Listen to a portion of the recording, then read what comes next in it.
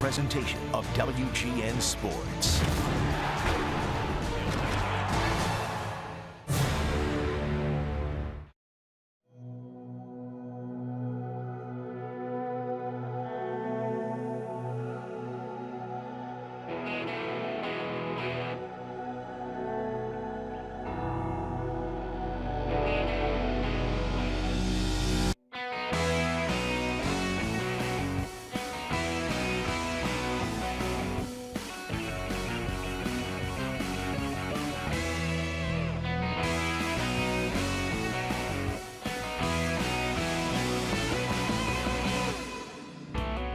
The sun shines down on Guaranteed Rate Field on Memorial Day as the Red Sox come to town. A couple of very hot teams, the Red Sox and the White Sox, getting together for the first of a three-game series.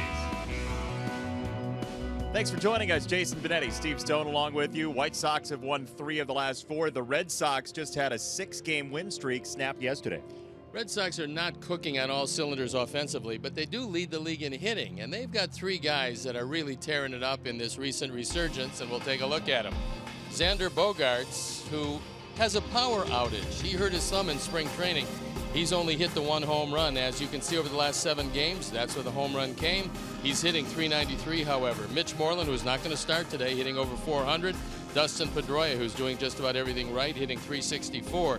So these are guys in the middle. Bradley is not hitting. They have a few other guys who are. We're going to see Sam Travis today, so it should be an interesting Boston lineup. There are 3 games in back of the Yankees. Well, we sure know the White Sox lineup has been very interesting recently. The offense has surged. That's been the real surprising part for our Sox, is the fact that they're hitting the daylights out of the baseball.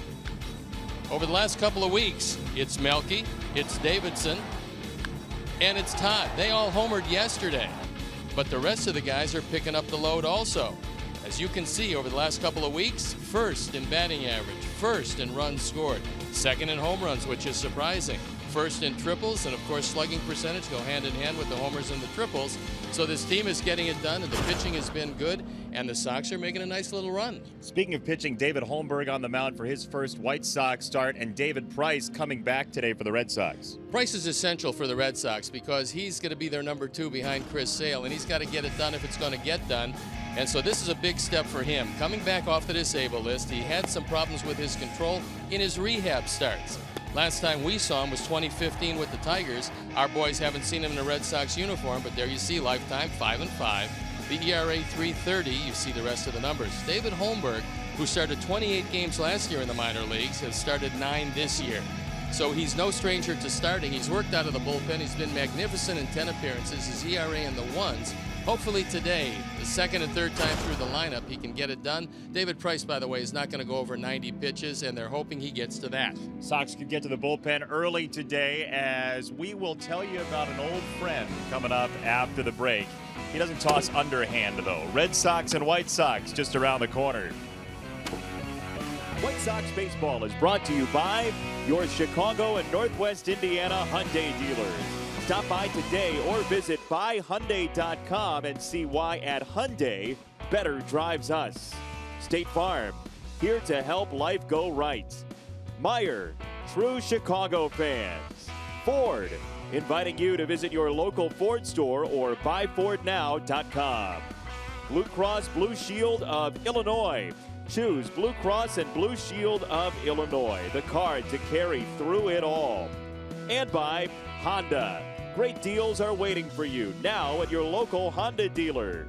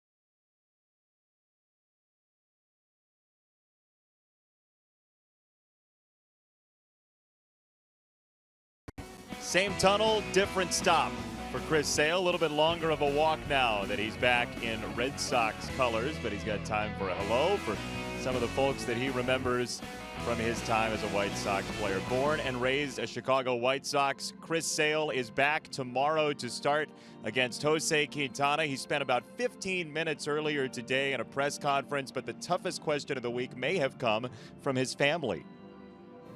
My oldest son, Rylan, asked me if I was going to be nervous playing here, and a little bit of me will be, but I think I'm more looking forward to this opportunity than any other emotion, just because it's fun. I mean, I'm playing against my friends. I mean, obviously, it might be hard to not smile out there on the mound at a couple of them, but it's fun. I mean, these are my buddies. It's going to be a fun atmosphere, a fun time. You know, just go out there and play the same game. It's just against some guys you know a little bit better. Well, we know two things across the board about Chris Sale. He takes all the joy that he possibly can from the game, and he's very competitive. He's not going to be all that nervous. There will be some butterflies, but not that many. What he's going to be is psyched up. You know, Chris can get intense. He's going to be more intense facing the team that traded him away. But for him, he's got a lot of pleasant memories here. You heard about those, and Chris Sale did a great job for the White Sox.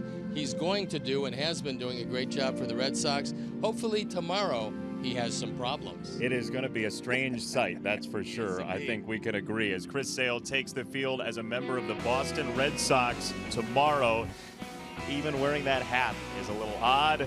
There he is, getting loose. Sox and Sox after this.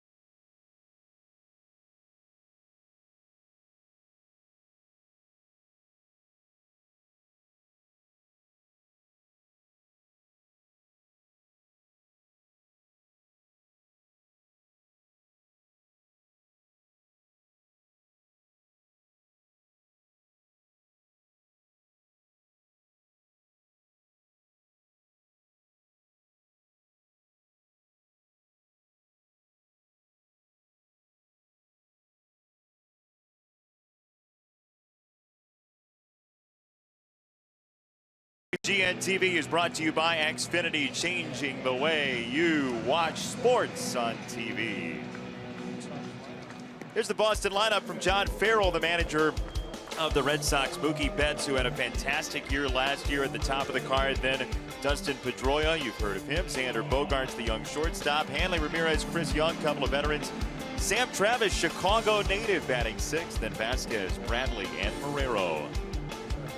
Let's take a look at the defense and how they'll line up behind David Holmberg. It's Melky, Adam, and Abbasale in the outfield with Davidson, Anderson, Sanchez, and Abreu in the infield. Kevin Smith behind the plate. David Holmberg about ready to make his first pitch. And Jason, it's up to you.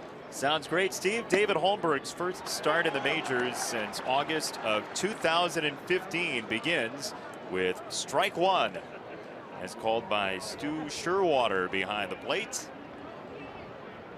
Mookie Betts very quickly is behind 0-2. For Holmberg, who had a very good run out of the Sox bullpen this year, this is still a big opportunity for him. He wants to show everybody that he can start. Very close to strike three there. Instead 1-2 to Betts. Big advantage over the Red Sox the first time through, even though it's a good hitting ball club. They're leading the league offensively, but they haven't seen a whole lot of Holmberg. Well hit to left field. Melky is at the wall and watches it go off the base. Throw to second is late, and it's a double for Mookie Betts. Mookie Betts off to a slow start this year, although the power numbers are good. When you hit around the top and you're driven in 30, that's a good sign. So he gets a fastball. It was the first pitch of the at-bat that was on the inside part of the plate, and he rifles it over Melky's head. The biggest mistake an outfielder can make is getting trapped too close to the wall. Melky did a nice job of staying back from the wall, playing the carom, making it closer than it probably should have been.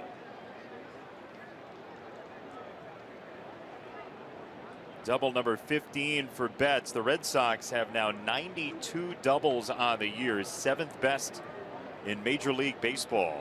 And there's ball one to Dustin Pedroia. We'll take a look at David Holmberg. 8 appearances, all out of the bullpen. Magnificent. .87. Opponent's batting average at .091. So the whip minuscule. All the numbers are terrific, but starting is a different animal than throwing an inning or 2/3 of an inning out of the pen.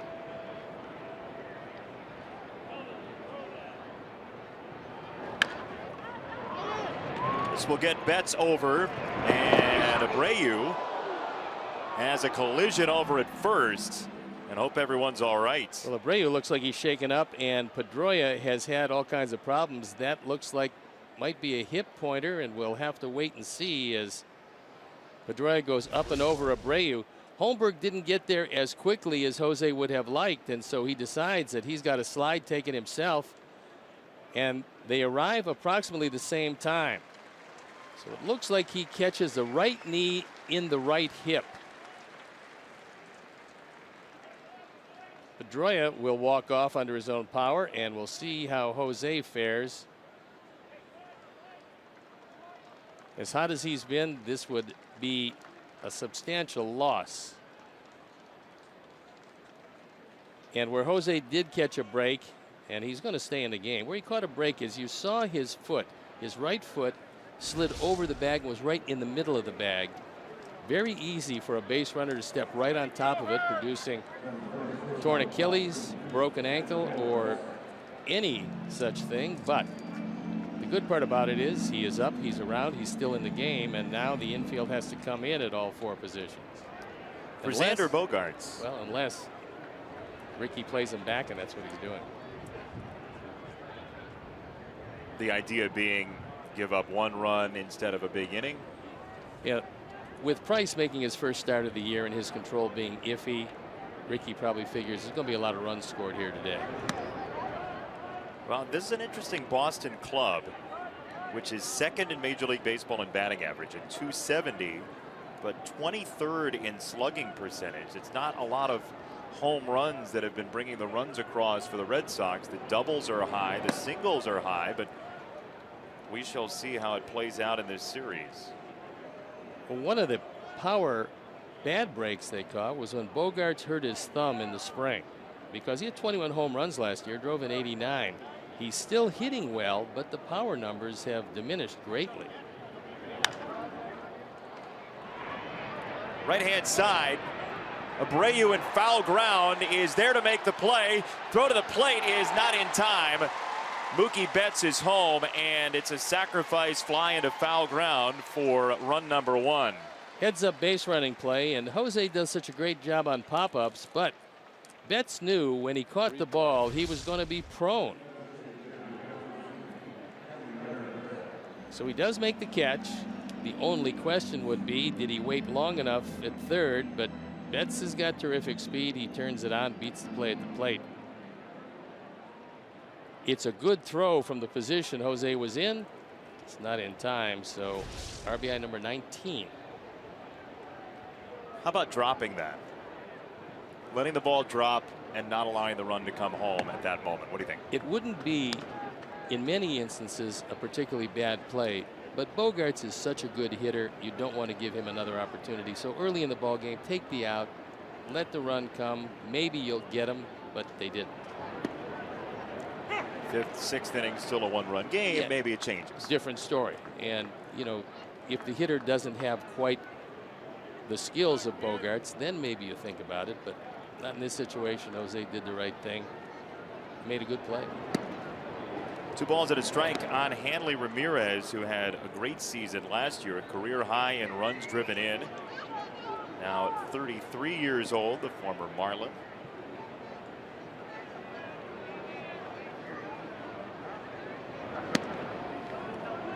We knew that the Red Sox would miss David Ortiz. With Big Papi in the middle, he could start rallies, he could end ball games, he could do a whole lot of things. The Red Sox didn't know just exactly how much they would miss him, but looking at the power numbers, they do. There's a strike that pulls Ramirez back in. 3-2. 41 home runs for the Red Sox, dead last in Major League Baseball. Well, Ramirez is trying to hit everything out of the park these days.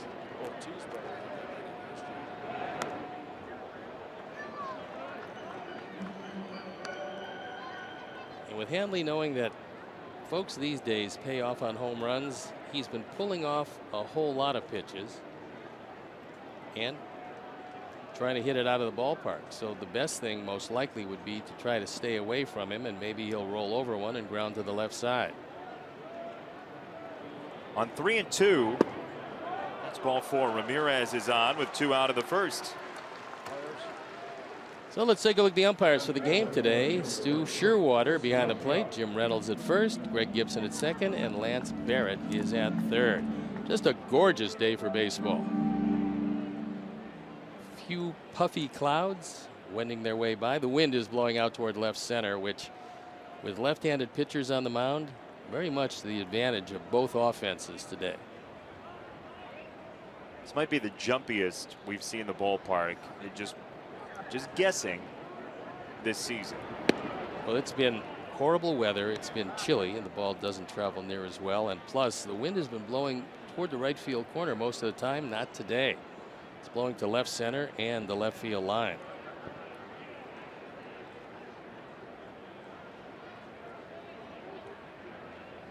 Want to know on Young. Abreu for out number 3. Red Sox do get a run upon entering this ballpark. It's 1-0 as David Price makes his 2017 debut.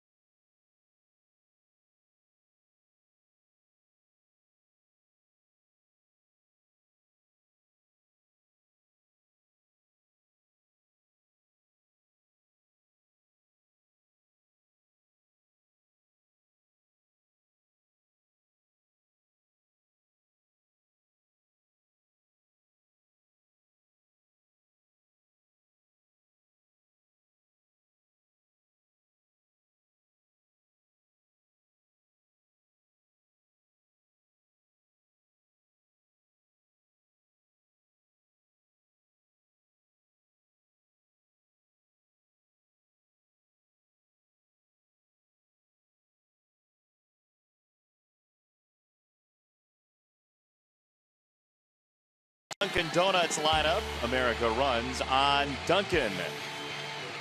Tim Anderson, Melky Cabrera, Jose Abreu, who's on a 10-game hit streak. Then Frazier, Garcia, and Davidson. A couple of those guys homered yesterday. Sanchez, Smith, and the second start for Adam Engel. Let's take a look at the defense, and now they're going to line up behind David Price. John Farrell puts him out with Chris Young, Jackie Bradley, and Mookie Betts in the outfield. Then Marrero, Bogarts, Pedroia, and Travis in the infield. Christian Vasquez, a terrific defensive catcher behind the plate, and David Price on the hill. Last year, 17-9 is the ERA, just under 4. A couple of complete games. There's a lot of folks around the Boston area that felt that that wasn't a particularly good year. Well, it was a good year. Anytime you're 8 over 500, you're getting it done. And they certainly have to have David Price behind Chris Sale, maybe in front of Rick Porcello, because the top 3 would be the match of just about any of them. And speaking of Chris Sale, the Sox did a little tribute video to Chris here in the first inning, in between innings, and he got a huge round of applause from the fans here. Stood up, acknowledged the fans, and it'll be interesting to see him pitch tomorrow, that's for sure. What will be interesting today is David Price trying to get the ball over the plate. He made some simulated games. He made some rehab starts, but only 2 of those, and he couldn't get the ball over the plate, so the pitching numbers piled up very quickly on him. High pitch counts. Yeah, and he's going to go out there for 90 pitches today. It's just a question of how far that will take him in the game. But we'll see how patient some of our hitters are against a guy who probably feeling some butterflies.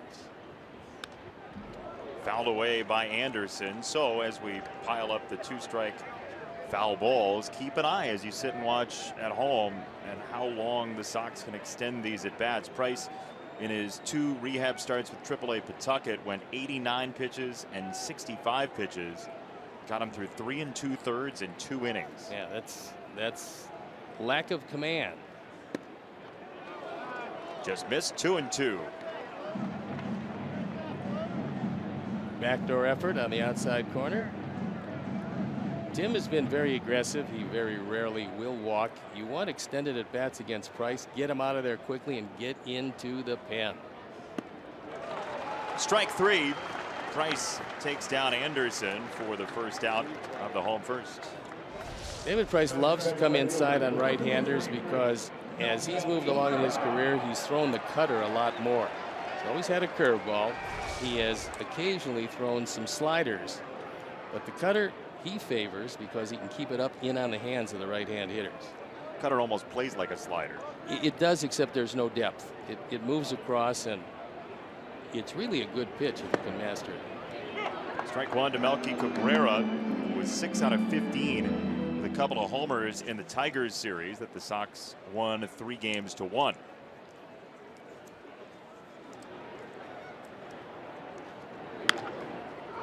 Number from Melky. Travis is there to feed Price. Tell you about our picks to click for today. You can vote online, whitesox.com/picks. And here are the standings. The Crew in the lead now with Kevin Smith. You've got Frazier, you've got Adam Engel, and the fans are going to hit with Matt Davidson today. About time for the fans to start to heat it up. Matt Davidson with 10 home runs, if you pencil out those numbers, and of course it's not an exact science when you do that. He's on pace to hit 50. That would be a mighty fine season. Well, he's got the strength to do it and the ability to do it. The question is how much of the opportunity to do it will he get. If he keeps on doing it this way, he'll get a lot of opportunity.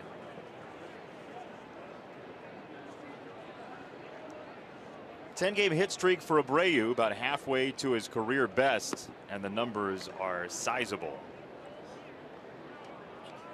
Good news for the Sox in this series, and Price, Sale, Pomerantz are all very good pitchers, but it's 3 left-handed pitchers, and the Sox are 10-5 against lefty starters this year. And that'll mean guys like Matt Davidson will have lots of at-bats. And lots of a chance to get comfortable, you'd imagine. Yeah, that's really the problem with the right-handed counterpart in a platoon system, because you play about 35% of the time. The left-handed platoon player gets many more at-bats. That's why you love to see a succession of left-handers so the right-handers can get their rhythm. 2-2. Price to Abreu. They've hooked up 16 times in their careers. Jose just 2 for 16, but both hits have been extra base hits. In outfield, playing him straight away, this is one of the teams that not going to shift on him quite as drastically as some other teams. You see very much straight away.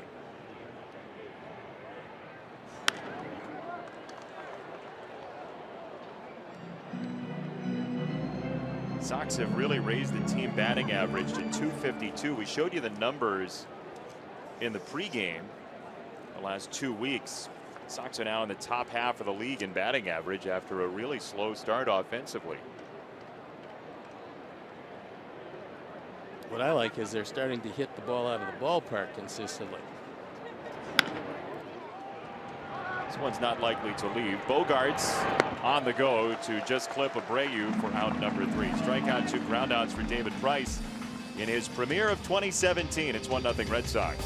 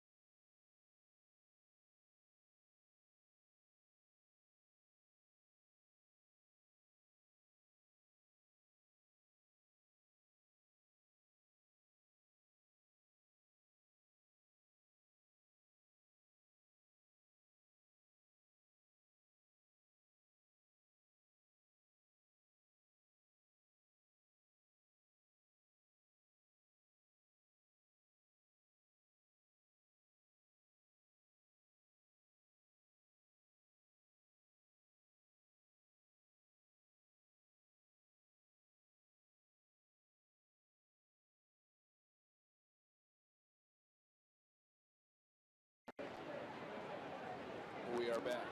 1-0 Red Sox with the lead, and Sam Travis takes a ball from David Holmberg. Sam, 23 years old, and if you follow prep sports around this area, you may have heard the name. He's out of Providence Catholic, one of the great players to come out of the Chicagoland area. Count a 1-1 on Travis, who's up here almost exclusively to hit left-handed pitching, which he was tearing up in AAA. He's up here also to play some first base because Hanley Ramirez, try as he might, number 1, hasn't been that great there, and 2, doesn't particularly like it a whole lot. So Hanley, you can still swing the bat, being given some time off, and young Sam Travis given his opportunity. Made his major league debut and a couple of hits 5 days ago. And he runs the count to 2-2. He's fitting in very well with the Red Sox already. He's taken a bunch of pitches. He can do that. He also had a fairly notable teammate at Indiana, and that was Kyle Schwarber. They must have had a pretty good team with these 2 guys. It's fouled away. 2-2. It remains on Travis, who hit .286 with the AAA club in Rhode Island. .353 on base, .452 slugging. So both got an opportunity, and both former teammates had serious knee problems they had to rehab from.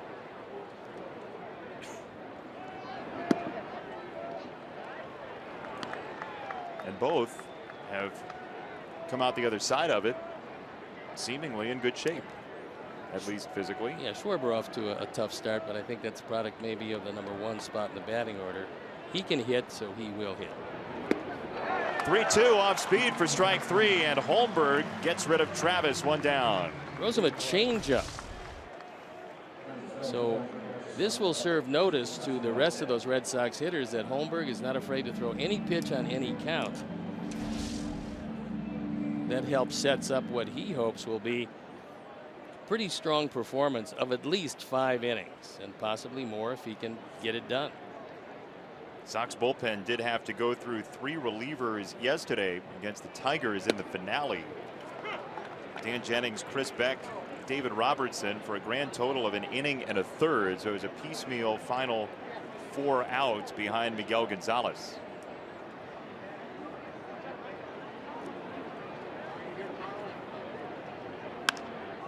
Cracked foul by Vasquez, getting the start for Sandy Leon today in the day game.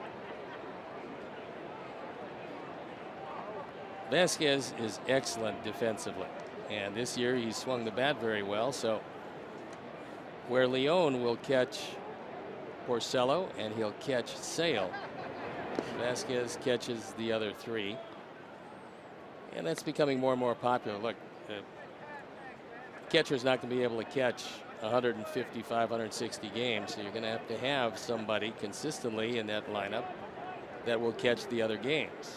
And Sale has preferred so far to throw to Leon.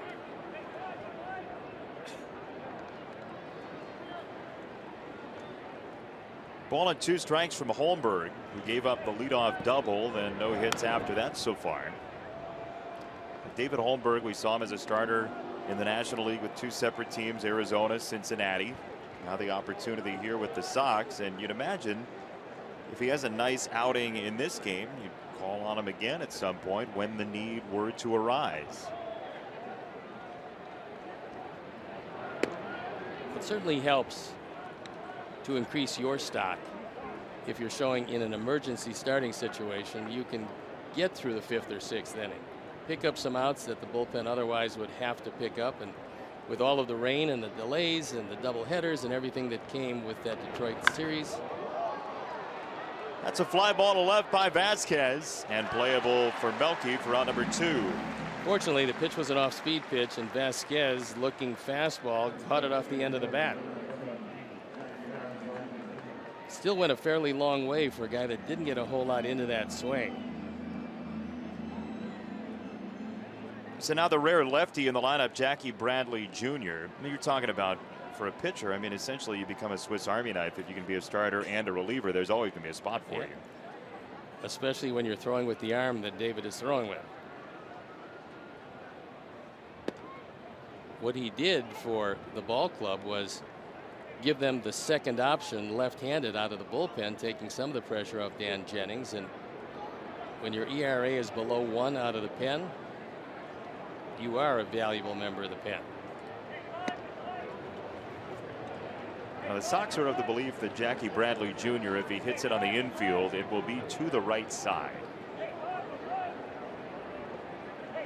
He is an outstanding defensive player, and whatever they get from him offensively, they're happy, and now they're going to get a base because he got hit. Replay. Cannot get out of the way of this. Supposed to be low and away. It's not. And one of the things I told you, Jason, is when you stack a lineup entirely right-handed, a left-hand pitcher has his release point. If you stagger him with 2 or 3 left-handers, and in this case they only have the 1, you lose the release point, and that's exactly what happened. So he had the release point. It was very strong to the right-handers, but hit the lone lefty. Jackie Bradley Jr., who's very used to that. He was hit 10 times last year in 156 games with the Red Sox.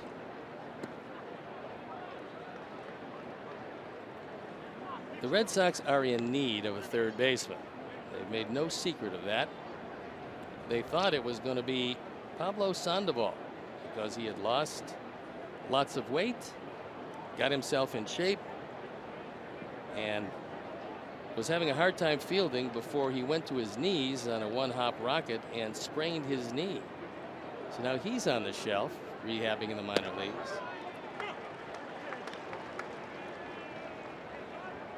And 6 games with AAA Pawtucket have not gone swimmingly so far for the Panda. He is 3 for 21 at the plate.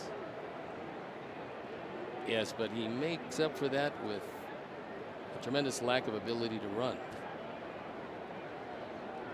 Not seeing an attempted steal so far.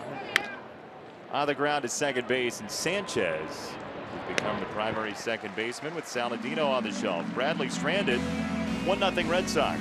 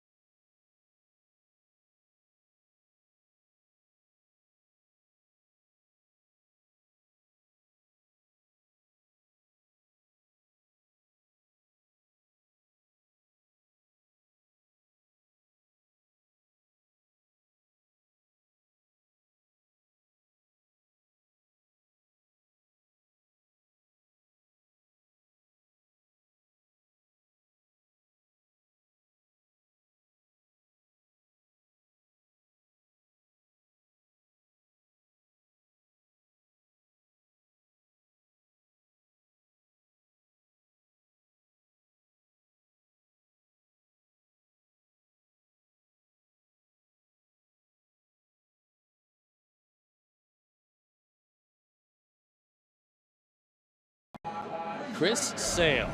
Back on October 2nd, 2015, we're going to look first of all at strikeout number 270.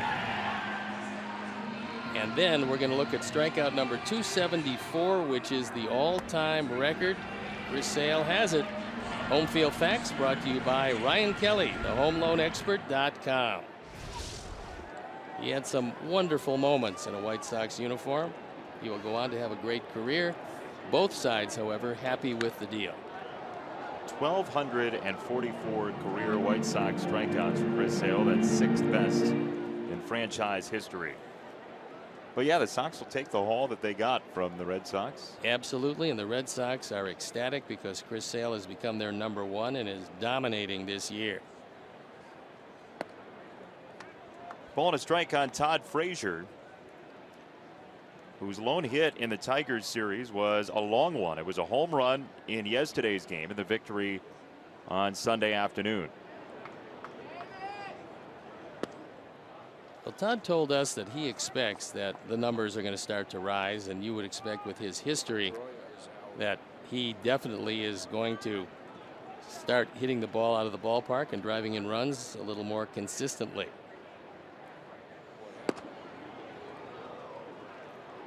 Well, the Red Sox have made a change defensively. Yeah. Josh Rutledge is in for Dustin Pedroia, who had that collision at first with Jose Abreu.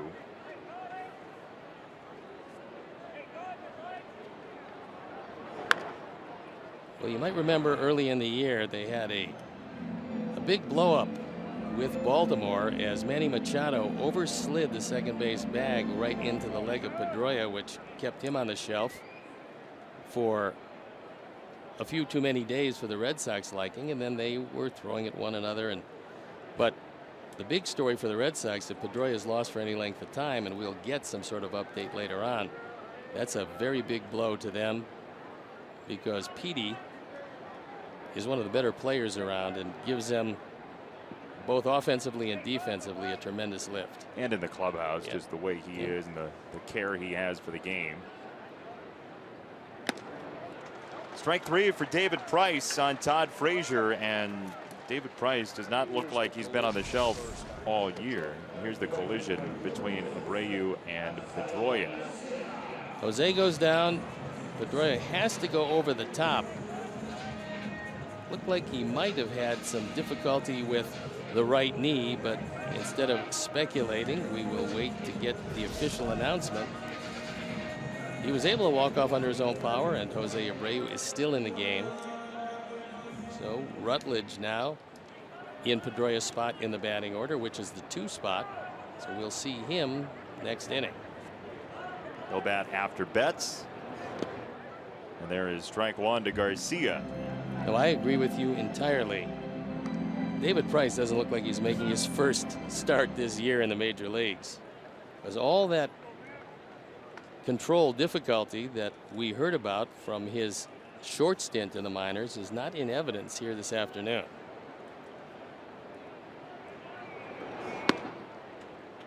Ball and a strike on Avi Garcia. The Sox are going with the 1 Garcia formation today.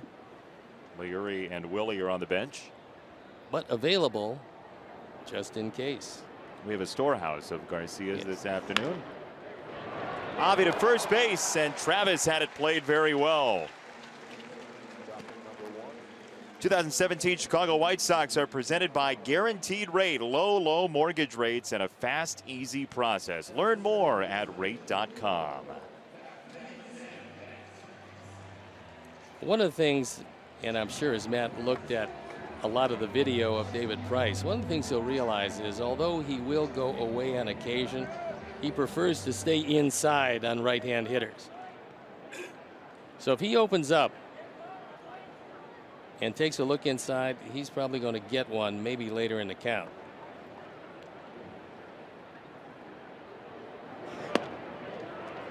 On the corner for a strike.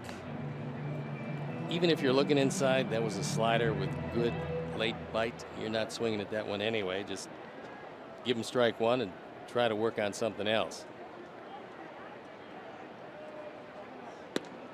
Well, that's a big series, not only for David Price, but for Boston, because the Yankees and Orioles are playing. They're starting a series today as well. Baltimore, game and a half back of Boston for second place in the East. And the Red Sox are trailing the Yankees by 3. New York is down early in that first game in the 5th. 3-1 Baltimore at Camden Yards. The Red Sox, who have been very good at home at 27-10, have struggled on the road, just 10-12 away from friendly Fenway. Short center field and past Rutledge. Davidson is on with a 2-out single and the first Sox base runner. That one was inside, and Matt, who is very strong, does a pretty good job of muscling this ball out into center field. Rutledge was measuring it, had a shot at it, and at the last instant it eluded him. So the inning continues, meaning the pitches will pile up a little more quickly, and that's what you want to do, extend some of these innings to get to that pen and get Price out of there. Red Sox had to use 5 guys yesterday in terms of pitchers, so there's a little bit of a tax on the bullpen, though they were not for full innings. Now Sanchez takes a ball from Price, and Yolmer Sanchez, kind of like Tyler Saladino did last year for the Sox, saw an opening at second base now because of Saladino's injury, and Yolmer has fit right into it and played above his career numbers. He's getting a full opportunity now and making the most of it from both sides of the plate. Last year it was Brett Lawrie going on the shelf, and then Saladino jumped into that spot. Now it's Saladino with the back trouble and Sanchez jumping in to the tune of 304 in the batting average. Plus Yolmer's playing outstanding defense.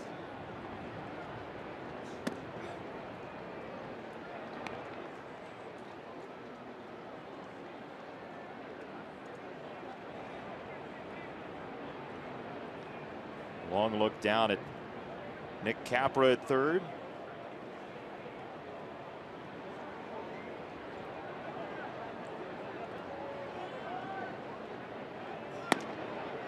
And a fast strike from Price.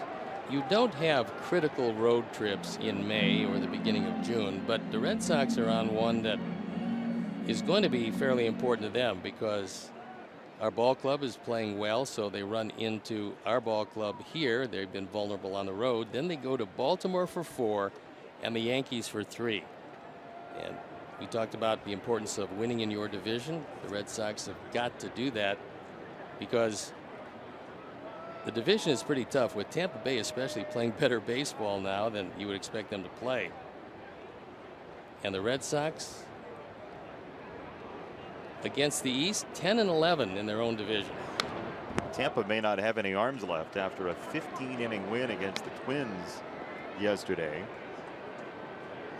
Well, one of the things we talked about going home when listening, when Tampa had tied the ball game late, all I thought was, let them go 15. And it happened. Extend the pitching staff, and then when I looked at it this morning, they indeed did go 15. Hector Santiago took the loss out of the bullpen. Foul territory. Travis makes the call, and he's the only one in the area for out number 3. Davidson stranded. 1-0 Red Sox after 2.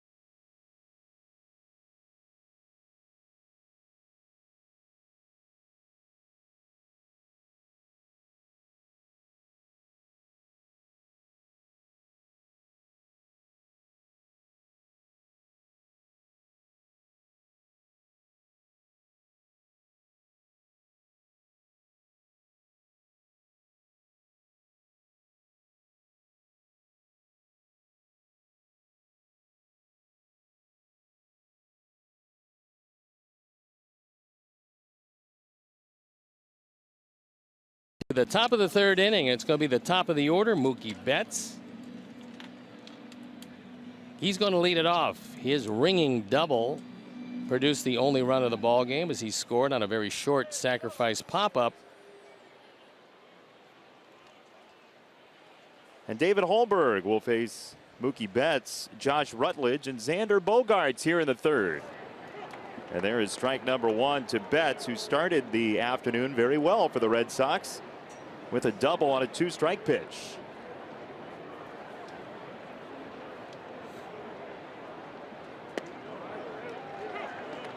This is how it started last time. Holmberg was quickly ahead of Mookie Betts, and very talented 24-year-old bounced back on 1-2.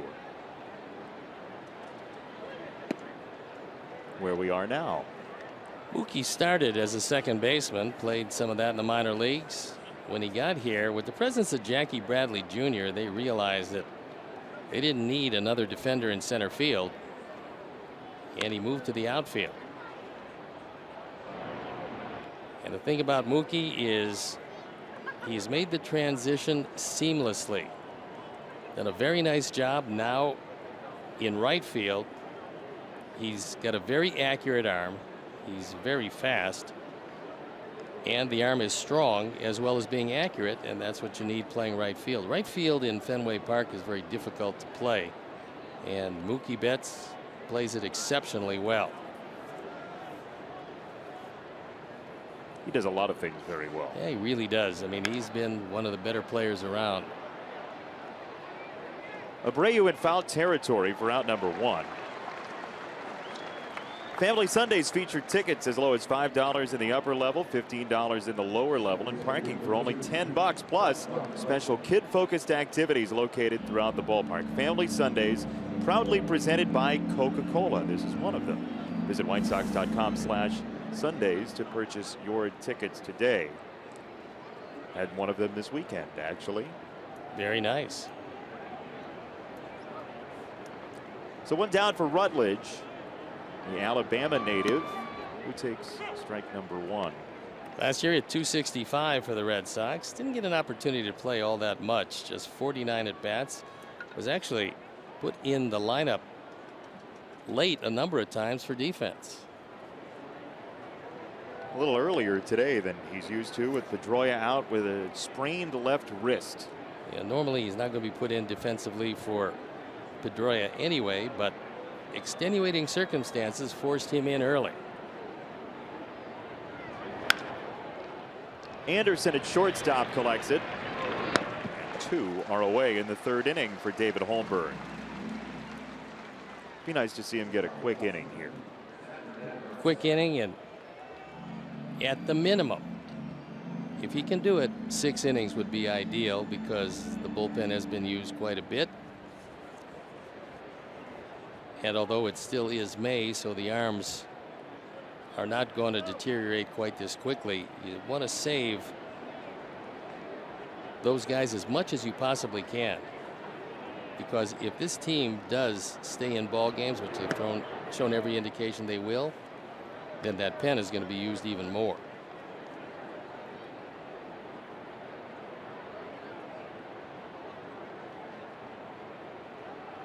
All kids 13 and under today got some sunglasses. I believe that was from the personal collection there. There's sunglasses. There they are. Patriotic sunglasses, and a wonderful day for it. Good looking on boys and girls. Even Red Sox fans. 1-2 on Xander Bogaerts. I don't know if I'd go that far. You mean 1-2 on Xander Bogaerts? No. The good looking on Red Sox fans. Oh, I see. No choice but to go this far on Bogaerts. It's already there. Very good 2-strike hitter, Xander Bogaerts. Dribbler and Holmberg for out number 3. It is a 1-2-3 inning, all on the infield for David Holmberg. And the Sox will swing it with Smith, Engel, and Anderson after this.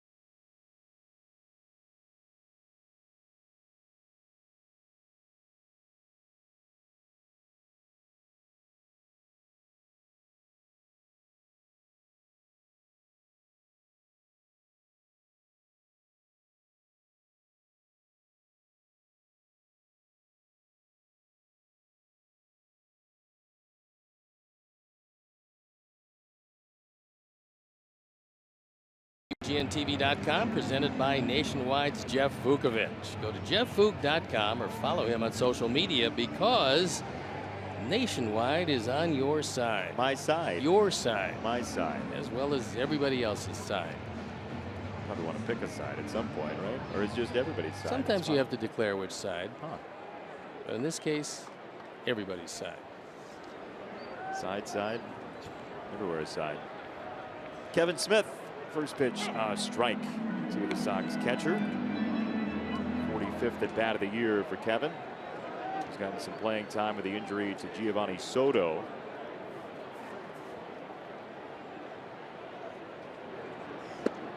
Two strikes from David Price. And oh, by the way, David Price looks pretty good. I would say that he is showing no signs of rust whatsoever. 10 out of 14 pitches were strikes in the first inning. He's 0-2 on Smith here in the third. And ball one. There you look at the career numbers. 56 over 500 with an ERA in the low threes. Boy, just outstanding performances by David Price out of Vanderbilt. Sox have one of those. He's in AAA as Marrero throws out Smith for out number one. Carson Fulmer had a bit of a tough time in his last outing, giving up a lot more runs than he was used to. He got off to a great start this year. So the improved cutter from Carson Fulmer has worked well, giving him another weapon against left-hand hitters. Shortest outing of the year last time out yesterday for Carson Fulmer, but the Knights did storm back to beat the Bisons 8-7. It was 6-1 Buffalo, and Danny Hayes hit a home run. Nicky Delmonico hit a home run. No lead is safe with the Knights. No lead is safe in uptown Charlotte at BB&T Ballpark, where Adam Engel used to make his home. Now with the White Sox in his 5th major league at bat, and it comes against David Price. He swung it pretty well in his other opportunity. There you look at what he did in 42 games at Charlotte. He does have great speed and plays very strong center field. But with David Price able to spot that slider and cutter in on the hands of the right-hand hitters, at least this afternoon in the early going, they haven't had much of a chance.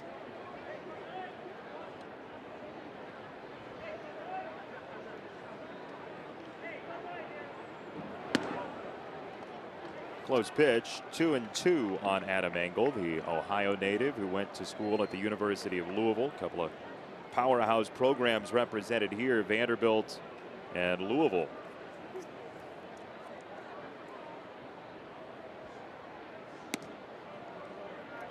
Engel's run at full. Sox have just one base runner so far. That was a Davidson single with 2 out in the second.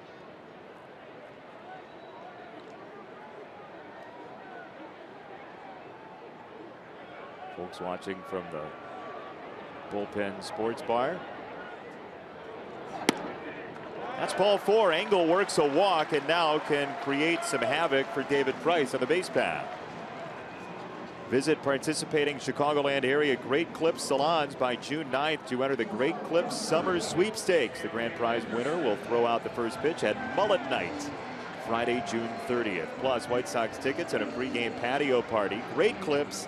It's gonna be great. Visit whitesox.com or call 866-SOX-GAME. I'd like to send along birthday greetings to the Senior Director of Baseball Ops for our ball club, and that is Dan Fabian. So happy birthday, Dan.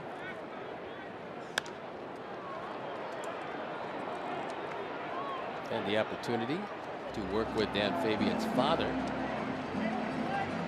great radio executive with WGN. And while we're at it, we'd like to wish a speedy recovery to Tom Eichstedt from the Sox ticket office as well. He's hoping for a speedy recovery. I know Tom's watching the game, and we wish you the best, Tom. Angles off, and he's going to take this bag anyway.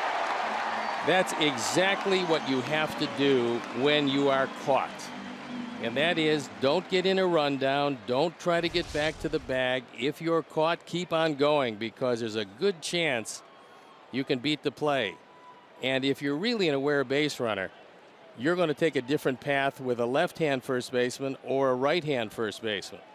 With a left-hander, you're going to move to the inside part. With a right-hander, you're going to stay on the outside part. And Engel, first career stolen base, gets picked off and turns into goal. How about that story to tell later on in life for Adam Engel? My first stolen base came on a pickoff. Yep. I wasn't able to read the move, but it didn't matter because I was so fast. I believe the story will be the opposite of that. It will be, I was so fast that even though I didn't read the move, I think the headline will be a little different. And I was sliding into second before the ball got to first. That's how fast I was. Before he even threw to first. And it was third base. Yeah, I tell you.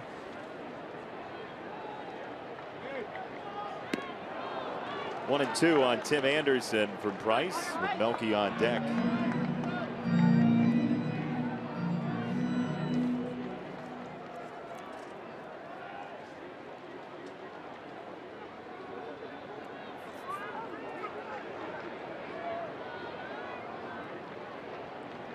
Rutledge is close to second base, keeping Engel from fleeing any farther. That a fastball outside, 2-2 on Tim. Last 2.5 weeks, as you saw by a previous graphic, Tim Anderson, one of the hottest of the Sox hitters. That sends Vasquez out there.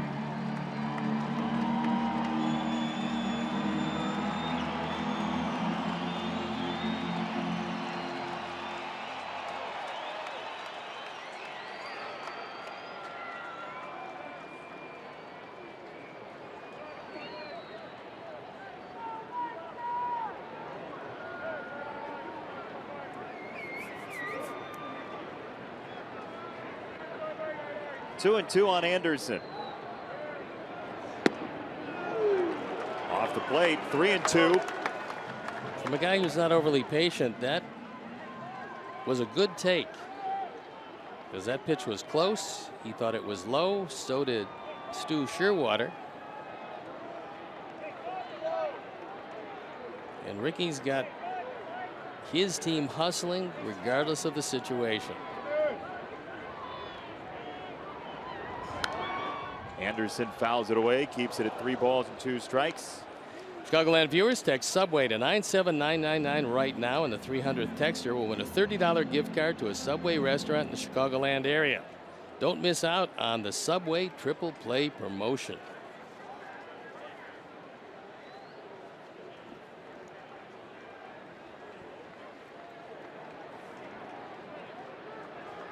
Three and two from Price to Anderson. That's low, ball 4. Anderson works a walk.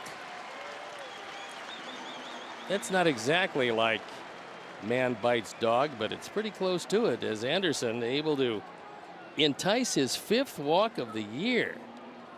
Not bad in 176 at bats. Well, at some point we're going to see Tim Anderson get more selective. How much more selective, we don't know, but as time goes by and he gets more and more used to Major League pitching, you'd imagine he would lean that direction somewhat.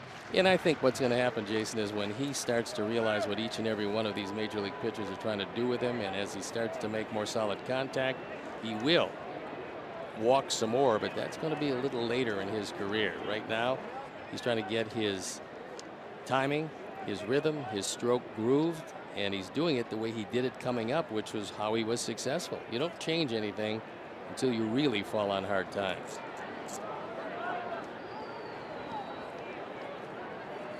Two on, 1 out for Melky. And that ball is drilled deep left field. It is way out of here. Third of the homestand for Melky.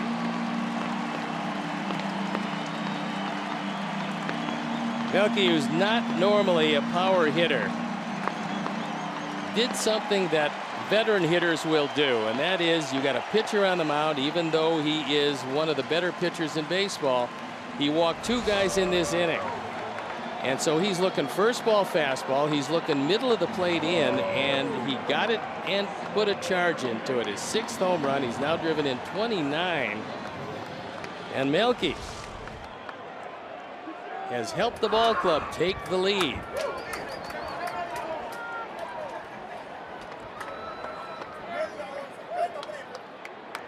This is a very entertaining dugout. It's an entertaining team. They have a little bit of a chip on their shoulder, a little bit of that why not feel, why not us, rebuilding, et cetera, but there's a lot of joy in that dugout.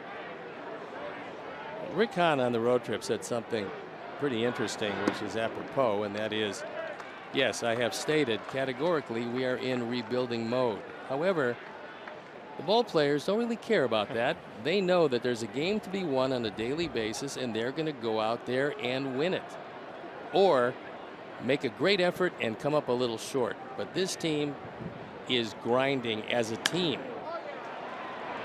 On 2-0, Abreu floats it to right, and Mookie Betts plays hopscotch for out number 2. And with the home run, by the way, another generous donation from the Alex Nellius family in loving memory of Ursula, thanks to Melky.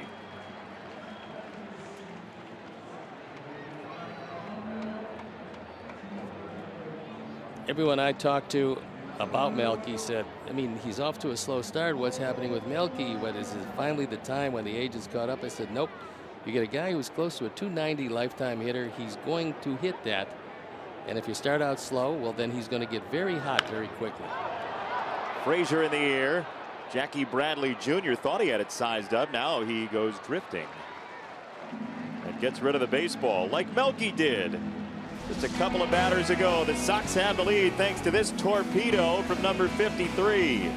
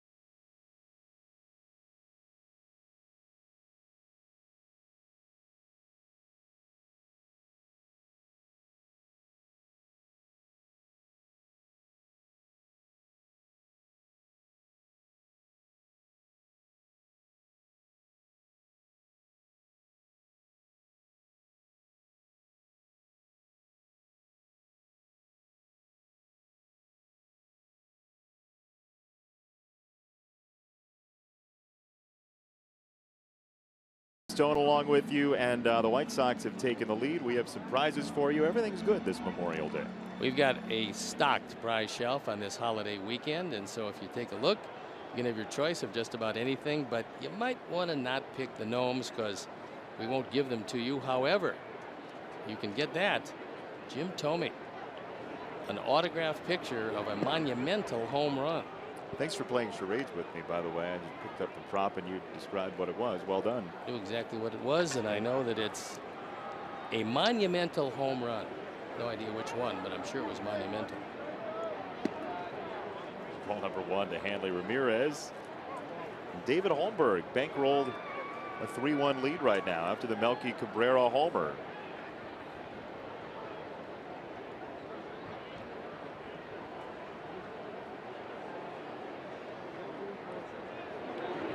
In some ways, all you can ask for from a baseball team is to play all 27 outs hard. And I know there is some cliche in there as well, but this team seems like it has fun coming back.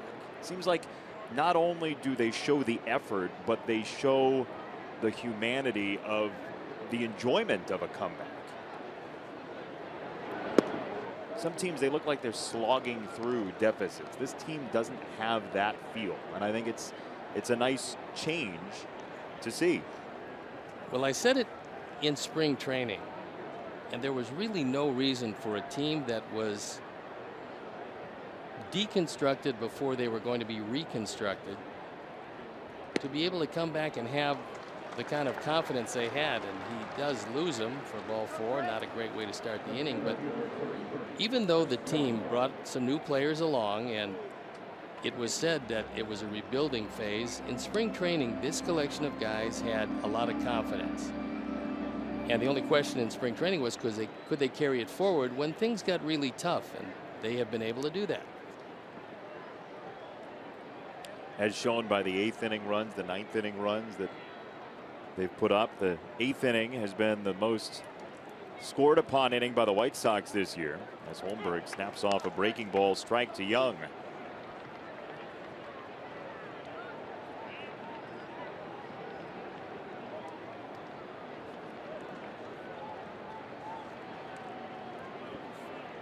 Don Cooper, line 1. Don Cooper, line 1. Long fly ball, center field, but playable for Adam Engel. Here's your Sox Math question for today. It's a holiday. We're going to take it easy on you. Hashtag Sox Math. First correct answer on Twitter wins a prize.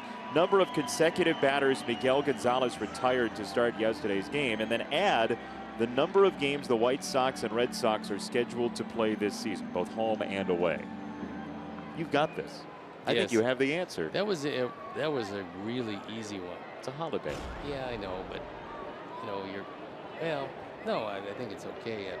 Take your cheap shot. Come on. No. I'll wait for Rain Man to answer.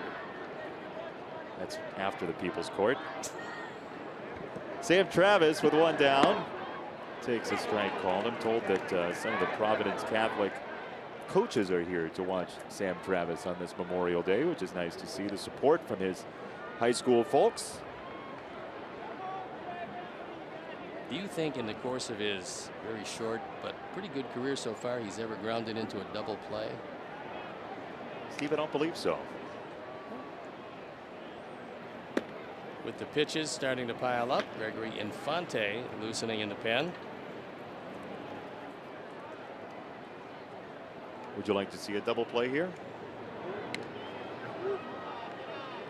Well, let's assume that he's able to keep something off speed away from Travis. He rolls over one. We got a good chance to see it.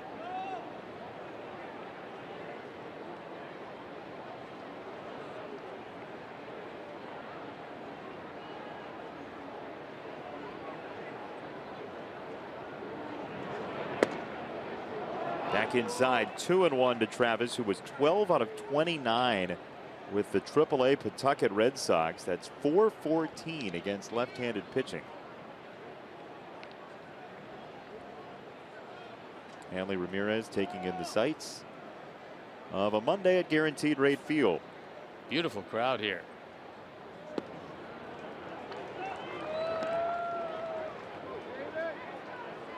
Something lovely that and fitting about Memorial Day and baseball together.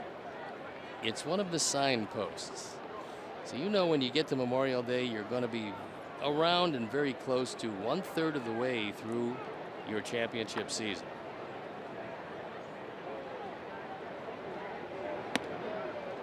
That's high, ball 4, so 2 walks in the inning for the Red Sox. And Vasquez will come up. And Don Cooper looks like he might be ready to, one, go to the phone and see how things are progressing, and maybe take a slow walk to the mound depending on the pitches of the pen, and that's exactly what he is intending on doing. Well, on the phone subject, we learned last year from Greg Sparks, who's the assistant hitting coach for the Sox, that those phones are not the easiest to use. They are auto ring phones, so when you pick it up, it automatically rings to the bullpen. And Greg was playing essentially 3-phone Monty last season, trying to figure out who was calling who. He called for a pizza accidentally. Not necessarily a bad thing to do in the middle of a long game, but Don Cooper now has had his say as Stu Sherwater went out to the mound to break it up. Got a catcher running, and that means another wonderful double play opportunity because Vasquez in only 80 at bats, 81 including the fly out the first time up, he's grounded into 6 double plays. That ties him with a few others for second on the ball club behind Benintendi, who is not playing today. Yeah, the lefties are taking a seat today with Holmberg starting. And David begins this with Vasquez. Ball 1.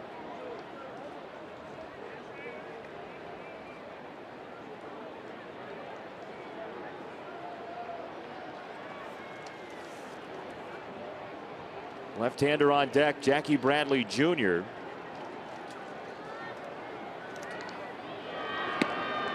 Vasquez takes a strike, and he has been swinging a scalding hot bat. He is, in his last 3 starts before the flyout in the second inning, 7 for his last 12.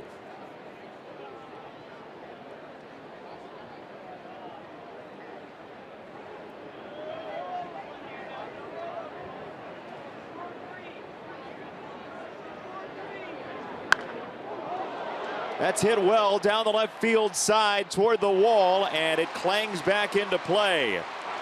Stop sign for Ramirez at third, and the ball kicks around behind the plate. Ramirez scores, I should say, and it is a double for Vasquez. It's 3-2. What you're seeing here this inning is a pitcher who has not started a game this year, shortened up because of his work out of the bullpen, now extended, and he's in his 4th inning of work, and looks like he's pretty much hit the wall along with that baseball that hit the left field wall and carry him back to Melky. So it's a 1-run game. The 2 walks have come back to haunt him, and Vasquez with his 8th double just missed a 3-run homer. So Ramirez home, Travis to third, Vasquez at second, and now Jackie Bradley Jr. with first base open. Now you want to deal with Bradley Jr. What you normally would worry about, and he doesn't do it very much, is a drag bunt. What you lose with first base open is the possibility of a left-handed versus a left-handed double play.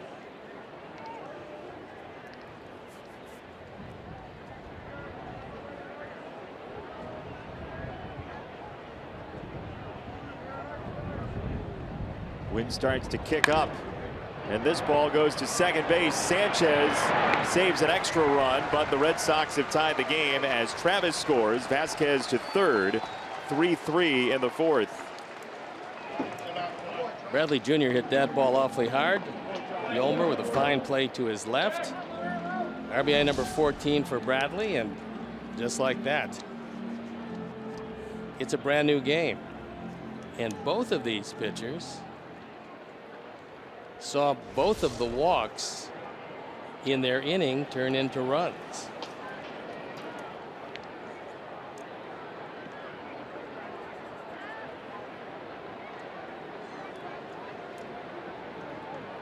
Both Ramirez and Travis walked and scored as Holmberg pumps over a strike to Devin Marrero, the former 24th overall draft pick 5 years ago. He's always played very well defensively. In fact, he helped stabilize the Red Sox defense at third base, but he's just not swinging it very well.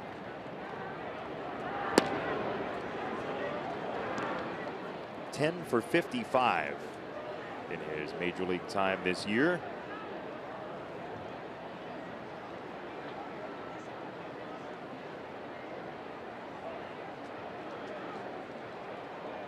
Saw his cousin Chris Marrero in spring training. Ball's low, 2-1. Last year he spent the overwhelming majority of the time at Pawtucket in AAA, where he hit just 198. Doesn't have much power. Actually stole 10 bases, which is a pretty good number for a guy that not known for great speed. Ball 3. And you wonder with a walk here if that were to happen, if this would be the final batter for Holmberg. You would think so.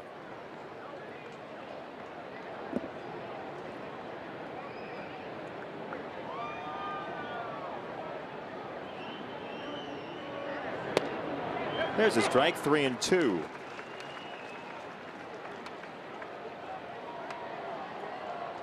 Well, if you told Ricky Renteria through 4 or 3.5 on a bullpen day, you'd have a chance for a tie ball game. I think all other things being equal, he'd take it.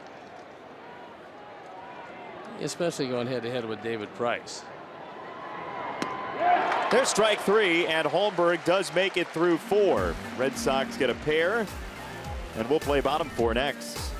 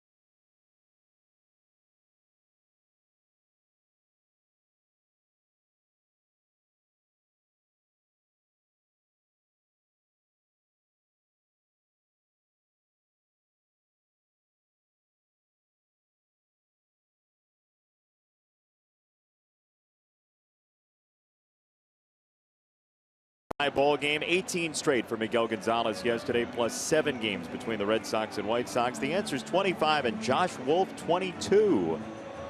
The youngest of the Josh Wolfs, all 22 of them, is the winner. Congratulations. Nice pseudonym. What do you think his real name is? Josh Wolf, 18. Just trying to Nice. hide in the dark. Yeah, you want to make sure that nobody can find you. Here's Javi Garcia, then Davidson and Sanchez in a tie ball game after the Sox took the lead in the 3rd. Then the Sox tied it in the 4th, and now the Sox are batting here in the 4th. This is the series where you have to retrain your mind. You don't just get to say Sox anymore. You have to say White Sox every once in a while, so it's not an Abbott and Costello routine. As in which Sox might you be referring to? Yeah. The Utica Blue Sox, the Everett Aqua Sox. Any other Sox names in our minor league affiliates? Sox the Cat, right? That's true. Didn't have a great franchise. 2-0 on Garcia, and Avi fouls it away. David only at the 57 pitch mark, despite the 2 walks last inning. The homer happened fairly quickly. He hasn't been extended all that much to this point, but He's only in the 4th.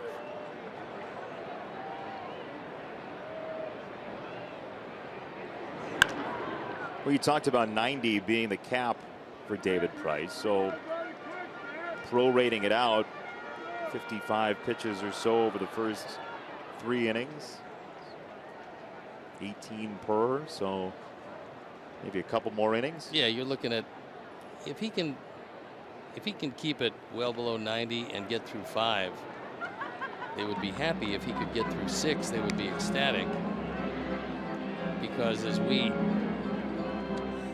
highlighted earlier, this is a tough road trip for them, and the last thing they want to do very early in the trip is decimate that bullpen. 18 of the next 23 on the road, including this 10-gamer for the Red Sox. As Avi pulls another foul ball, still 3-2. Well, he's contributed quite well in this at bat to the knock David Price out fund.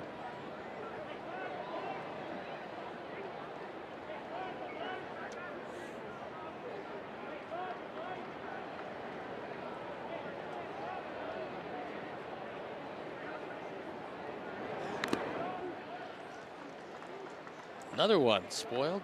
Very good pitch. That one biting low and in. And Avi able to make sure that the at bat continues. It's going to be a minimum of 8 pitches.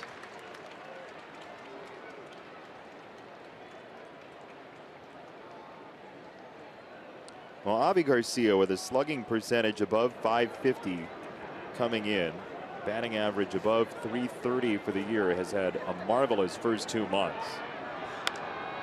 And he hits another one foul.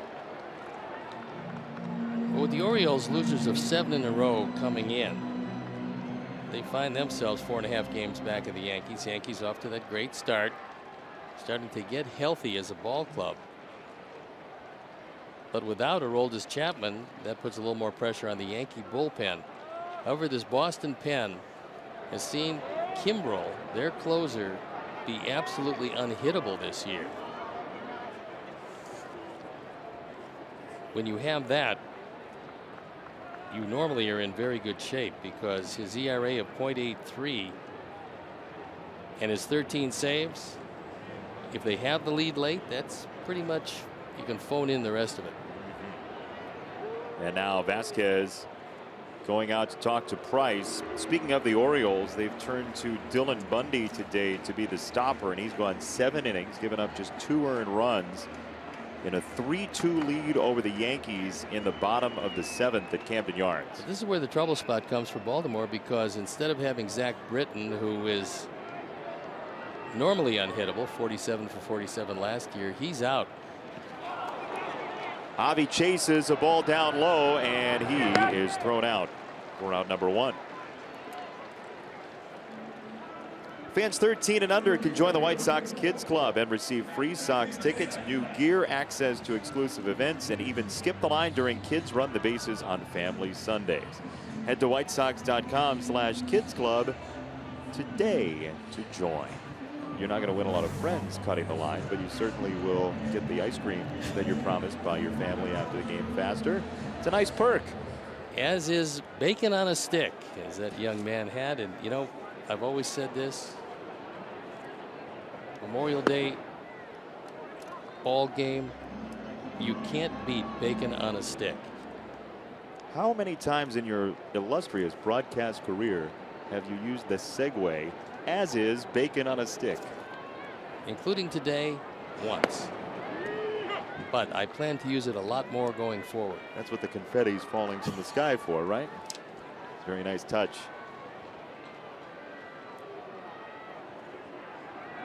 1-1 to Davidson, who blooped a single to center his first time.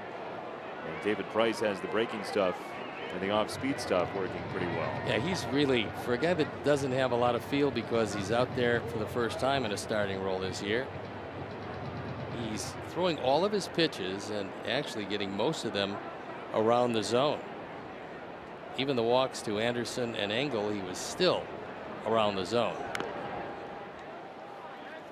Davidson chips it foul, still 1-2 to Matt, who on this homestand is 7 for 15. It's nice to see him getting his opportunities, getting some opportunities against right-hand pitching. You don't get the opportunity that he's gotten without the ability to hit right-handers. So if he can show Rick Renteria, his staff, and the front office that he can hit the righties, he'll get his opportunity. Not a whole lot of lefty action going on the Sox offensive side anyway. You got Melky, the switch hitter, Sanchez, a switch hitter, Leury Garcia, switch hitter, and then Narvaez is really the only true left-hander. And that's why against most right-handed starters, people don't realize just how important Melky is to this lineup, because he's the only semblance of a left-handed run producer that they have. That's caught by Vasquez for strike 3. And back-to-back strikeouts for David Price, though the Sox have made him use quite a few pitches in this inning. So you talk about it before and during this homestand that a strikeout is just another out to some people. These strikeouts are not the same. There's a little more value in these, especially Avi Garcia's with the elevated pitch count. Yeah, I mean, look, a 3-pitch strikeout is never great, and a strikeout isn't cause for celebration, but if it's a 9 or 10 pitch strikeout, you're getting that much closer to getting Price out of the game.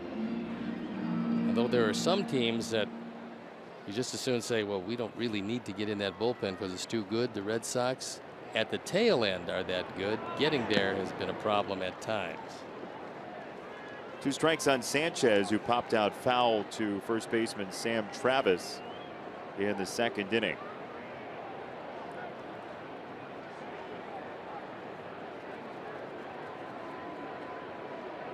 David Price, Cy Young winner 5 years ago with Tampa Bay.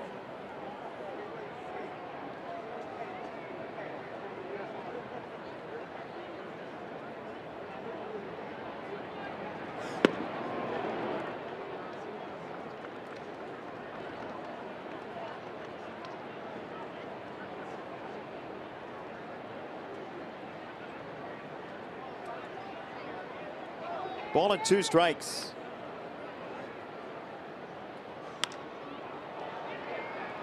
Popped it up right-hand side. Mookie Betts in his tracks for out number 3, and David Price has his second 1-2-3 inning of the day. We go to the 5th. Deadlocked at 3.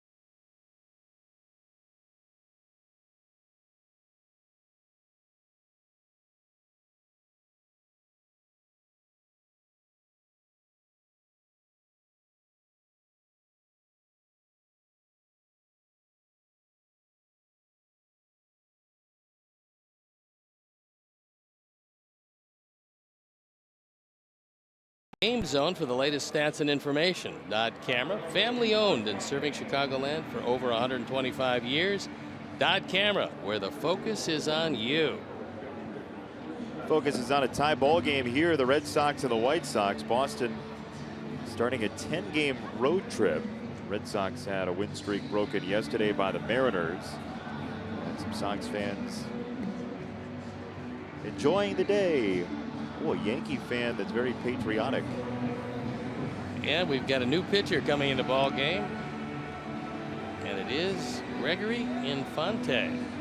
So Holmberg went 4, gave up 3 runs, only 2 hits. There you look at the numbers, on for the 8th time.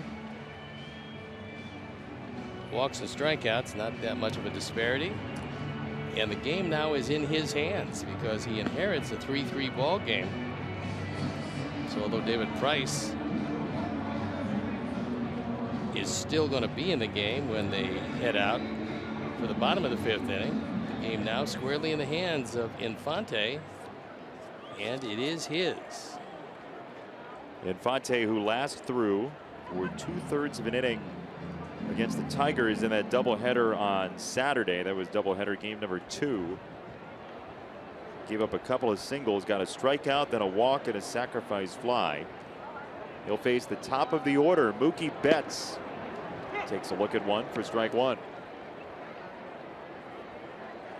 All things considered, pretty decent outing for David Holmberg. 4 innings. He leaves with a tie game. Only gave up the 2 hits on 3 runs, 3 walks, 2 strikeouts.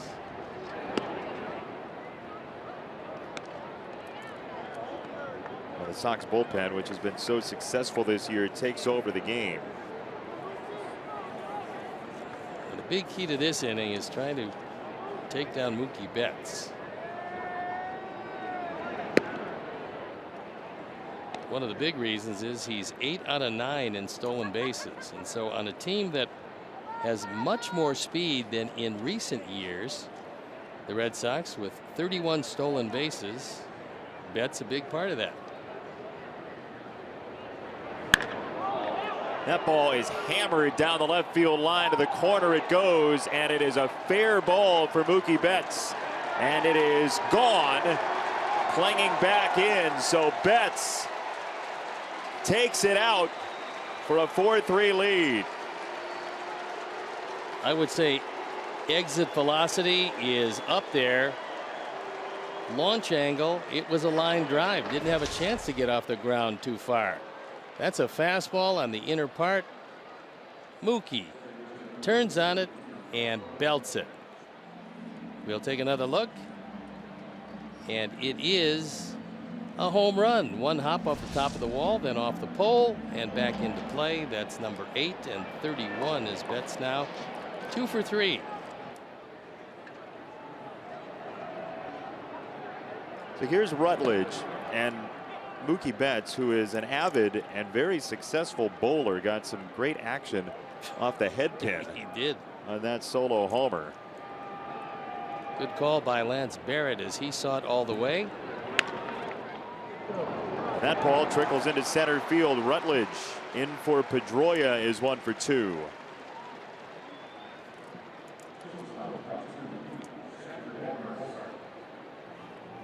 We've seen a little example of Xander Bogaerts and what he's done with the best in baseball, and that is the ability to hit with 2 strikes.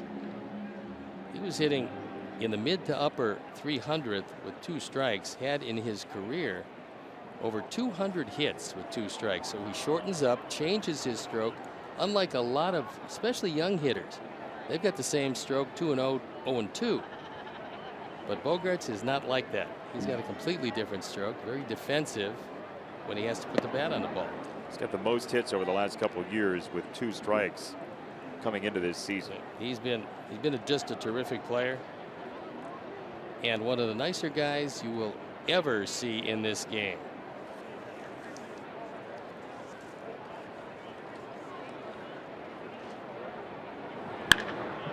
That's labeled to third. Davidson is on the case for out number 1. There's been 3 hitters and 3 Rockets. So Gregory would probably like to change speeds a bit, as we'll take another look at that. Frazier well off the line. That ball lined right to him. Matt Davidson, excuse me. It was a hit to him. It was a hit to Frazier. It'd be foul. 1 on, 1 out for Hanley Ramirez.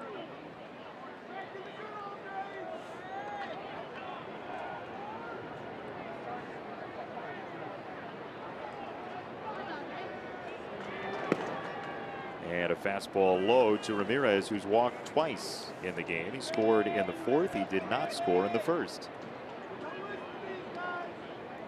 Rutledge has yet to attempt a stolen bag.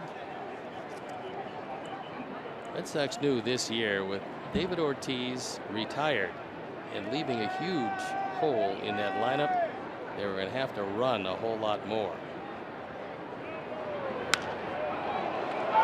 Right field, Avi going back at the track for out number 2. We'll take a look at the Mookie Betts home run, and it's StatCast powered by AWS. Exit velocity at 106.7. Max height on the line drive. The highest it got was 38 feet off the ground, and the distance irrelevant. It was just down the line at the 330 mark, hit the top of the fence, and bounded out.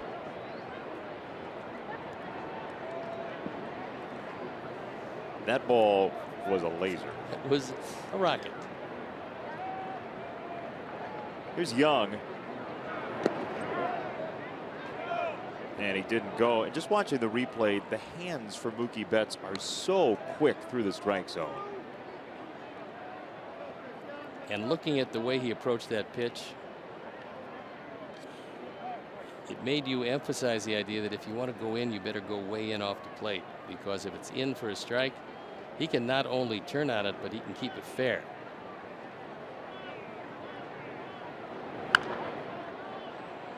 Fouled away by Young, who has gone out through the air twice.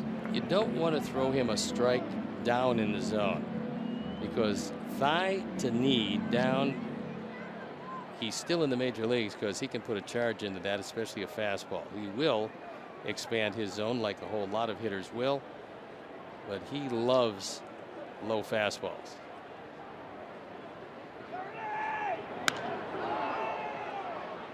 Center field, Adam Engel's territory today, and he has out number 3. But the leadoff home run for Mookie Betts gives the Red Sox the lead back. It's 4-3.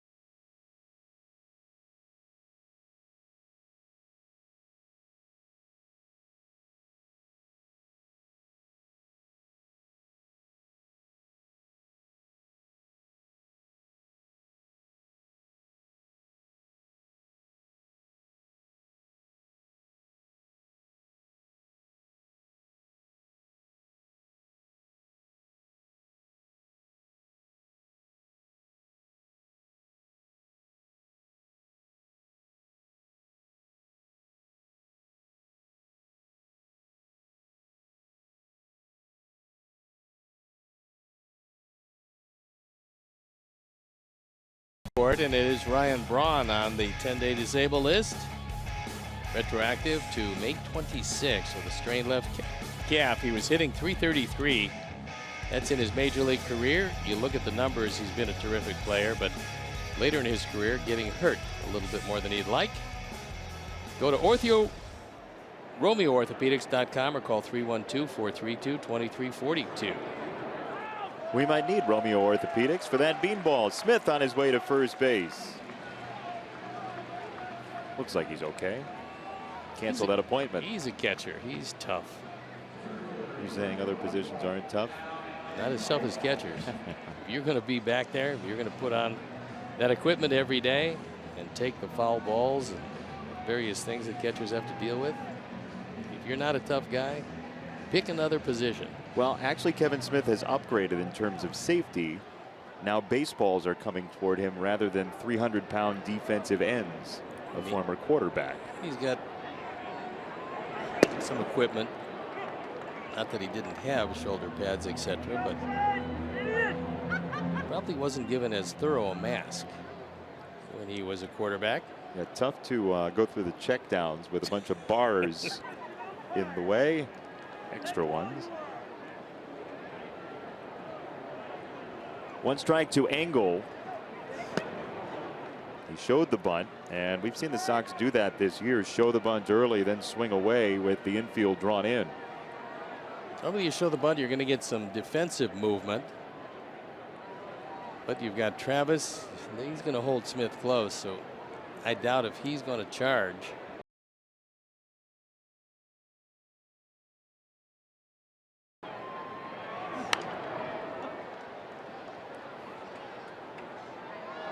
There's because of the wind, there's a rolling piece of plastic that had just gone through the infield, and at a very interesting time, because if you lay a bunt down and there's a little piece of plastic on the field, you know, could cause the ball to bounce in strange ways. If you're good enough to bunt it into that plastic thing, it's probably going to have a good career. It's a carnival game, really. Bunt this ball into this plastic thing, and you win a teddy bear. You get a bear. Your choice of bears. I'll take Mitch Trubisky. That bear. Got to trade some picks for him, though. If I win the game, you said I can have any bear I want. True. You change the deal. He can't fit in your car. Very few people can fit in my car. Ball and 2 strikes on Engel. Smith at first, and David Price 78 pitches deep now. The Sox have done a good job last couple of innings forcing that pitch count up even without a mother load of base runners. I would think when he gets into the low 80s, you're probably going to see that bullpen start to work. So far, nobody working in the Boston pen. And he that got hit Engel.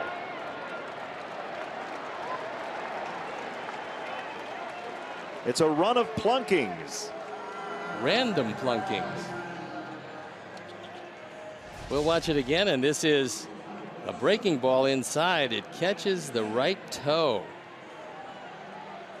So Vasquez goes out to talk with Price.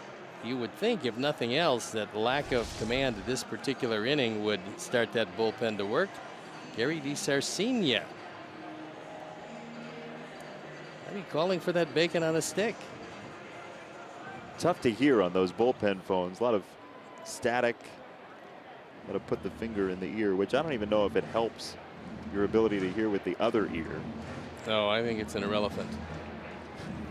But you look at Kevin Smith with not real good speed and Adam Engel with great speed. And so far, that phone call might have been for bacon on a stick because nobody is up in the pen. 2 on, nobody out. Anderson shows bunt and pops it up. Price cannot get the ball. Just off the DL, David Price.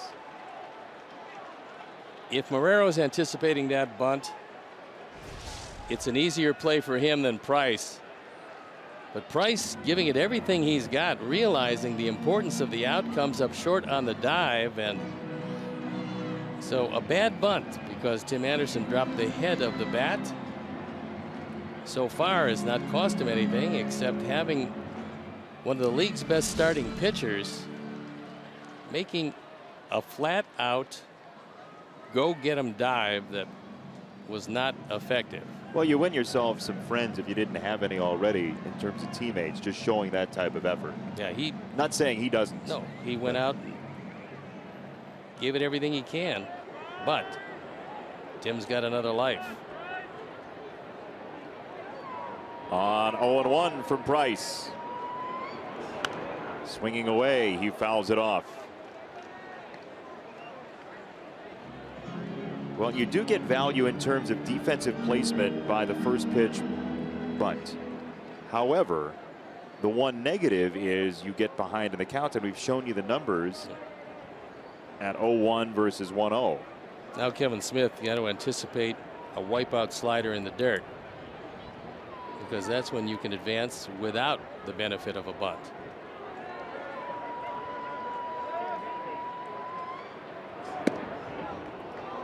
Off the plate with a fastball, 1-2. Well, Tim has seen now 16 pitches by my count in his first 3 trips to the plate today, and that's what you want from a leadoff guy. Yeah, that's actually for him. That is an abundance of pitches when he's not through the 3rd at bat quite yet.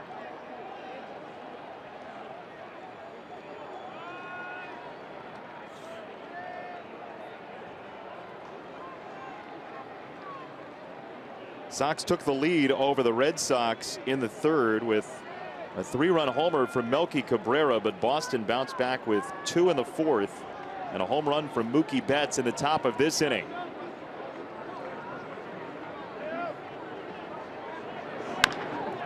On the ground, left side, Marrero to second, and that's all. Is Engel, who's out at second base. That was a good hard slide in the second. You love to see that from a young player, especially because, you know, on a slow developing play, he's going to be down there right on top of Rutledge. Watch him go in at second base. Even if Josh thought about making the throw, that slide, and it was a clean slide, that slide is going to earn you some points with your teammates. And I love the fact that he went in. You saw Rutledge. He didn't catch it the way he should have. He caught it on the left side of his body, and that means he's got to come all the way across, and on the transference, no chance. And we'll show it to you in a pitch or so. Well, there are the 2 signals to an umpire of an illegal slide as well that Engel didn't show. Number 1, kicking out the legs. Number 2, throwing the hands up, and he kept them both essentially in the car. And he also, although he did go over the bag, he still stayed in the neighborhood. And watch Rutledge. He catches it on the left side of his body, and that means he's got to come all the way across to the right and try to get a throw off. And by that time, Engel is right there. He hits him cleanly and stops the double play. Anderson at first, Smith at third.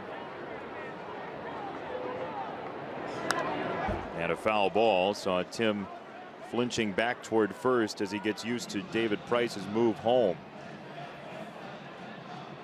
Melky got one up and out of the strike zone, but when you're looking for a fly ball at the very least to tie up the game, that's a pitch you swing at.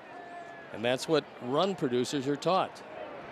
You get a chance to drive him in, don't wait for the next guy. Drive him in yourself.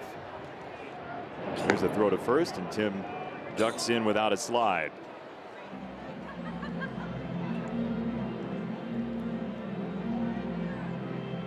If Anderson decides to go, Vasquez throws real well. He doesn't have to worry about the great speed at first base, at third base rather, and Smith. So you can throw through and not be worried that you have a speed burner at third who's going to beat the return throw home.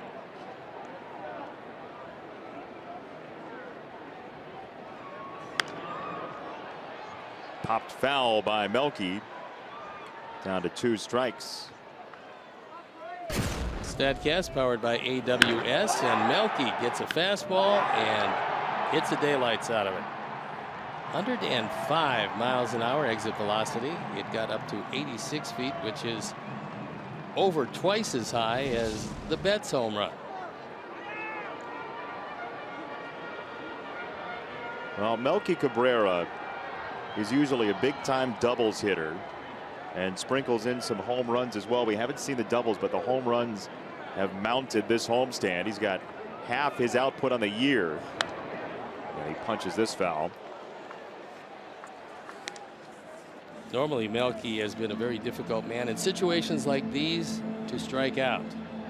This year, maybe a few more strikeouts than he's accustomed to, but only 23 in 182 at bats. Not awful.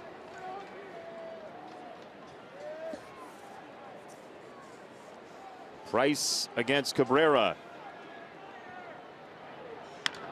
Melky left side, hard hit. And he is out at first. If it stands, the run will not count. Xander Bogaerts started it very nicely for Boston.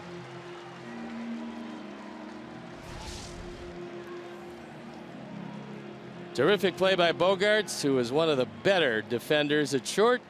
He is out, and you can't possibly convince these guys. You can get there more quickly running through the bag.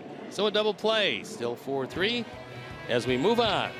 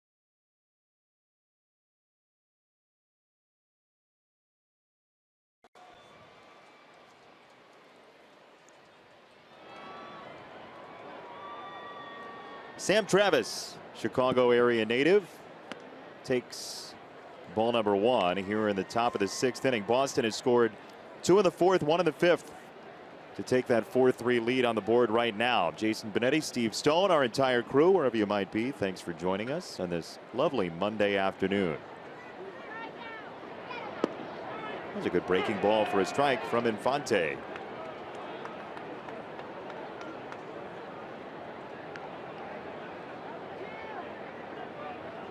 Travis, 23 years old, had a 5-hit game about a week and a half ago in AAA against the Scranton Wilkes-Barre Rail Riders, the AAA Yankees.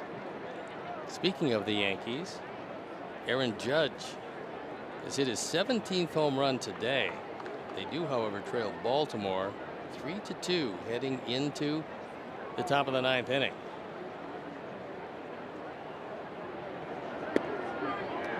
2-2 on Travis. The Yankees, you see what they did with some of their outfield seats? They have the judges' chambers, wood paneled seats. I know. Yeah. It's kind of nice. Bullpen up and going, Minaya and Jennings.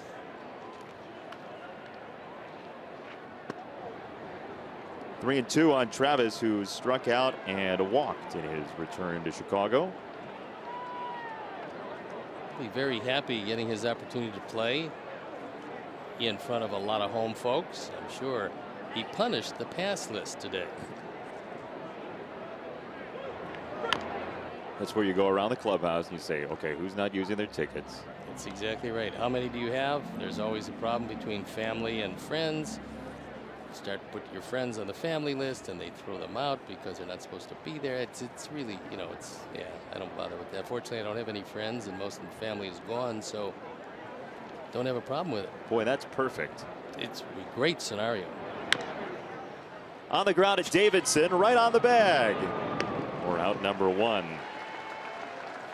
The 6th inning is brought to you by Meyer, true Chicago fans.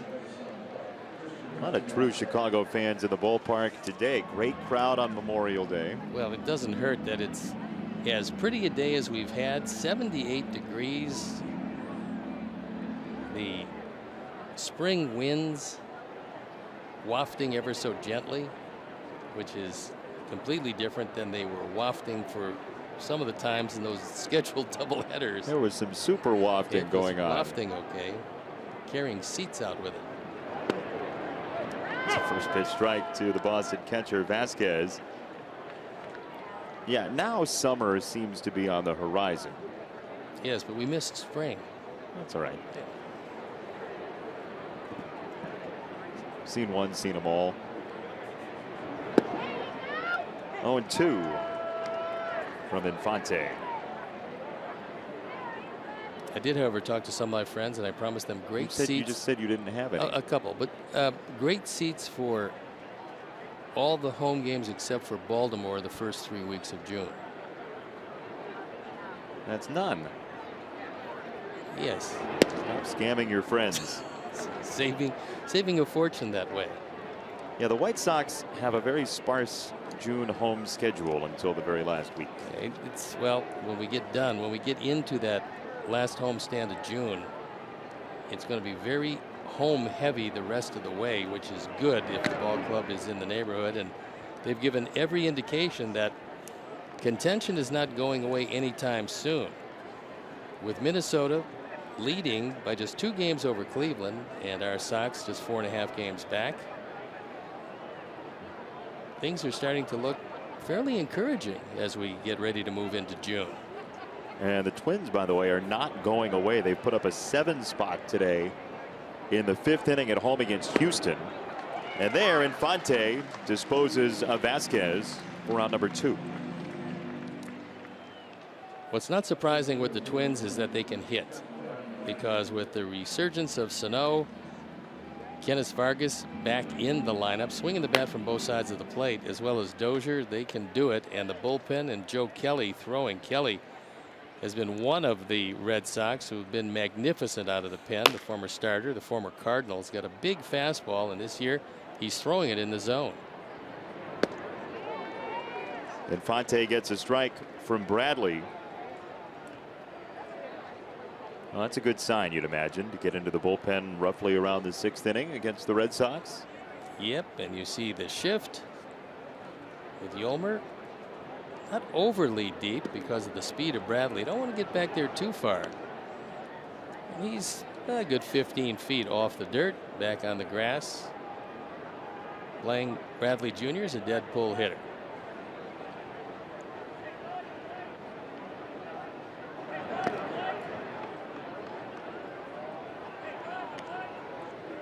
Two balls and a strike on Jackie Bradley Jr., who hit a career high, by far a career high, 26 home runs last year, his first All-Star season with the Red Sox.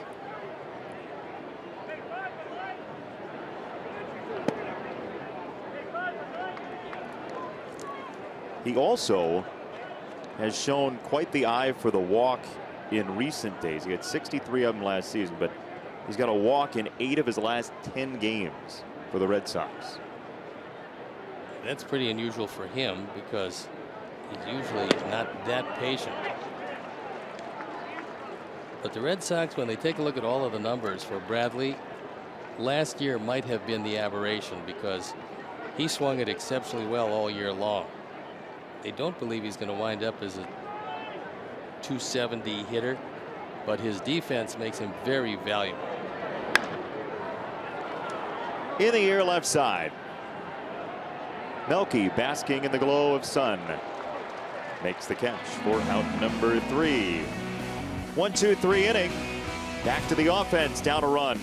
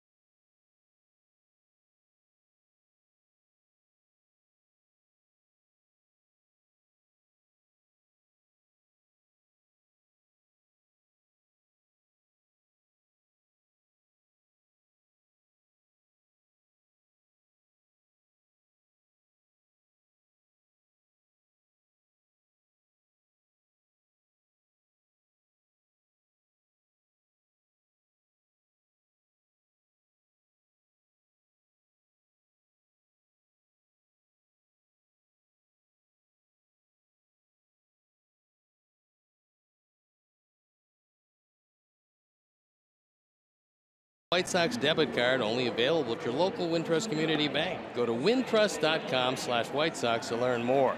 Wintrust Community Bank, member FDIC. And David Price's afternoon is over. He leaves with the lead and gives way to hard-throwing right-hander Joe Kelly. On for the 20th time. He's 2-0. We told you he's had a good run out of the pen. 1.61 ERA. Opponent's hitting a paltry 190 against him. There you look at the rest of the numbers. Mitch Moreland has checked in the game defensively at first base. So Sam Travis's day is done. Well, you figure the Sox are pretty much out of left-handers. Dan Jennings is still in the bullpen, but Holmberg used as the starter, so now the Red Sox can kind of restack their lineup with the left-handers, both Moreland and Benintendi, out to start the day. Moreland is a good defender, has just 3 errors this year in 48 games. Came over from the Texas Rangers. Always known as a good glove man. Plays against all the right-handers and the occasional left-hander. 2 strikes from Kelly to Abreu, and Joe Kelly, the former Cardinal, who the Red Sox got 3 years ago at the trade deadline, has gone more to his breaking stuff this year than he has in the past. He's about 10% down in fastball usage, though he still throws it very hard. He was having some problems location-wise with that fastball, and realized that you can get a lot more people out if you can bend it on occasion. And although he can still throw in the high 90s, last year the ERA was up over 5. He did start 6 games, however, for them. Early in his career, he was used exclusively as a starting pitcher. That was until 2013, where he split his year between the pen and the rotation. Abreu fouls off a breaking ball.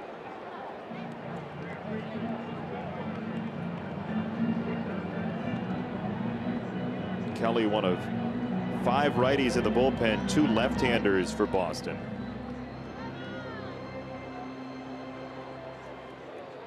Product of the University of California at Riverside.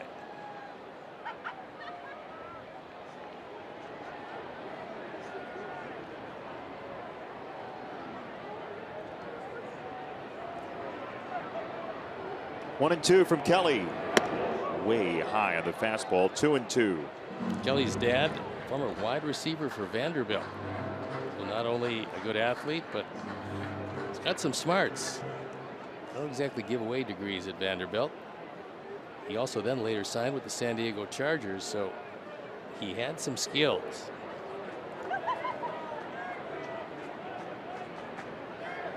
Two. It's outside low. 3 balls and 2 strikes on Abreu. Then Frazier and Garcia here in the 6th. That's normally the way that Kelly gets himself in trouble, which is lack of location and lack of ability to get the secondary pitches over the plate, as 9 walks and 22 1/3 innings would indicate. It's actually down from last year, but still high. Abreu stays alive. His walks per 9 last year was 5.5. That's not good. Down to 3.6 this year. Still pretty tall.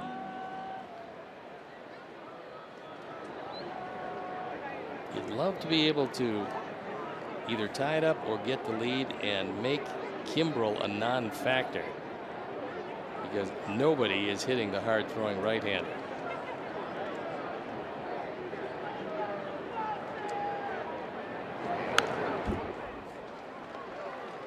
He is trying to walk Jose, but so far he has not allowed it. That pitch was up and out of the strike zone. Jose in protection mode fouled it back.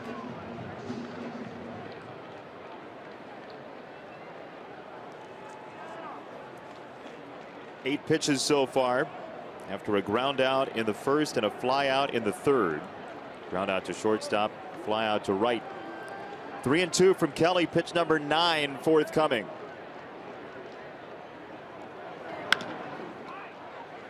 Second base, that had some giddy up, and Rutledge handles it for out number 1. Superhero Night returns to the ballpark Thursday, June 29th. The Sox take on the Yankees, 7:10 p.m. First 1,000 fans to purchase this specially priced ticket will have the chance to participate in early BP and get an exclusive Jose Abreu superhero bobblehead. Visit WhiteSox.com/super before these tickets are, yes, indeed, up, and away. Very nice. Not an ad lib. No. Fifth dimension. It's Todd Frazier for ball number 1. Is the age of Aquarius coming? Yes, I think it's upon us, as well as a few other ages. If we get a break here, we're going to show you the play by Rutledge, and we're going to talk a little bit about how you young infielders watching out there should go after ground balls. Take a look at his glove on this ground ball to the right side, because it takes a nasty hop. See the glove?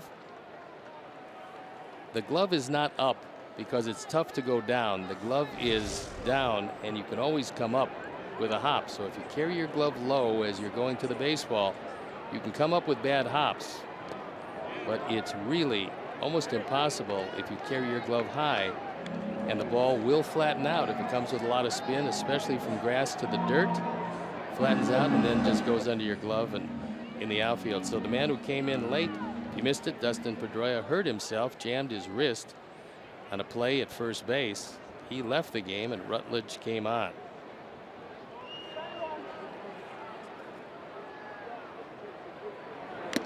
Well, Todd Frazier had a play yesterday at the end of the game that he knew he wanted back. He didn't keep the glove down, and he paid the price for it. Because that was another, well, the situation was identical in that the ball went from the grass to the dirt, flattened out, and went under Todd's glove, as Swarzak has now joined Manaea.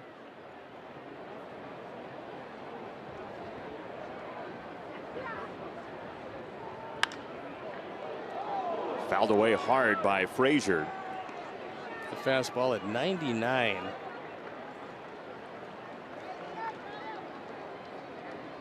And he was able to stay alive, pretty much taking it out of Vasquez's glove.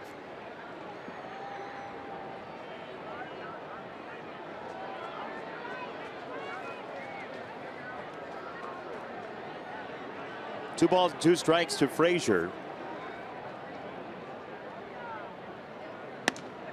That's strike 3, and Todd goes down.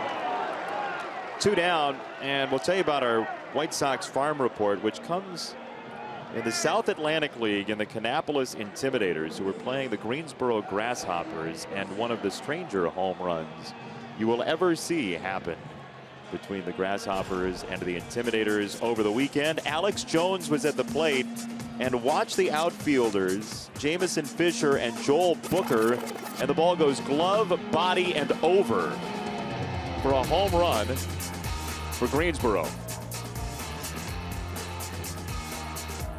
You don't see this too much. Hits the glove, hits the body, and then he decides to flip it out of the park just in case. Jose Canseco, wherefore art thou? There was only one player involved in the Canseco extravaganza. By the way, yesterday in Kannapolis, the Intimidators lost. I should say the Intimidators won, and Alec Hansen went 7 innings, gave up 1 run, and struck out 15. Career high 15 strikeouts for Hansen.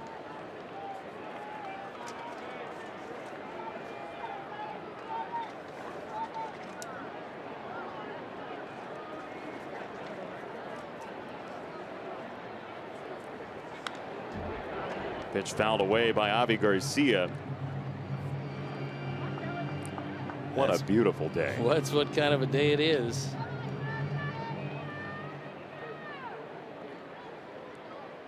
Well, if you could only get the keys to your family's yacht for today, we could go out after the game, enjoy the lake. Oh, you misheard me when I said that. We have a yak, not a yacht. Well, then you don't need the keys. We'll just ride the beast after the game. If you had a yak, what would you name it? Kai. I was going to go Yolmer, the wine name, but Kai's the winner. That's the $500 answer. Kai the Yak. Oh boy. Oh, Kayak. yeah, kayak. Nice. The third base and foul. That one didn't miss by much, but Lance Barrett, in his 5th year of umpiring, made the call.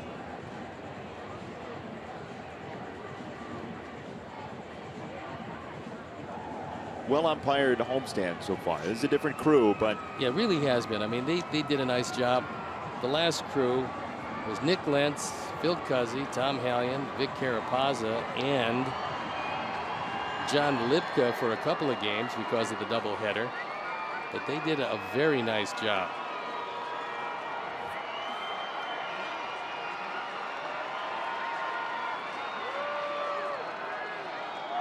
Two balls, 2 strikes on Avi.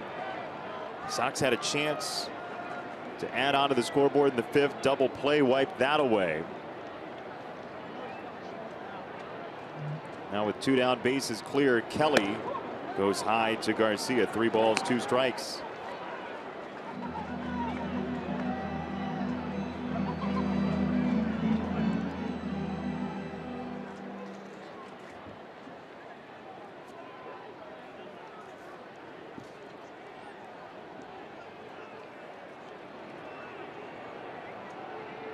Well, 3, 2, and 5 were in the neighborhood, just different heights.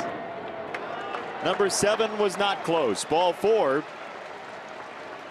Third walk for the Sox in the game. Twice hit by a pitch as well. And the 6th inning continues on with Matt Davidson.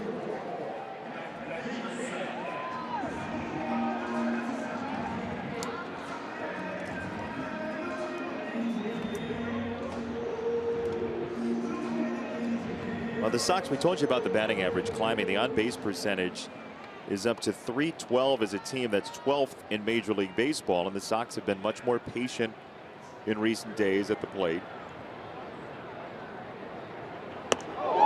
Davidson nearly got clobbered with that pitch at 100. Yeah, it was 100 miles an hour, and normally that will open up the outside corner for you. Matt able to get out of the way, spinning away from it nicely.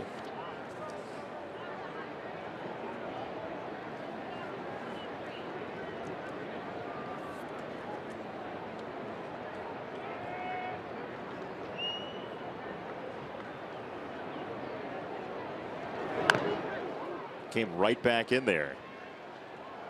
Here's something interesting. In the Red Sox bullpen, it looks like high school graduation pictures. It's the bullpen wall of fame. How about that? Interior decoration in the bullpen. So there's no chance that was left over from the Tiger pen? You'd think they'd take those.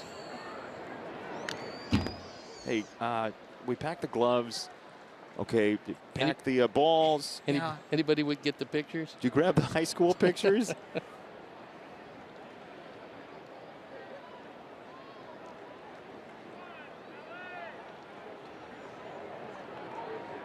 We should do that here in the booth.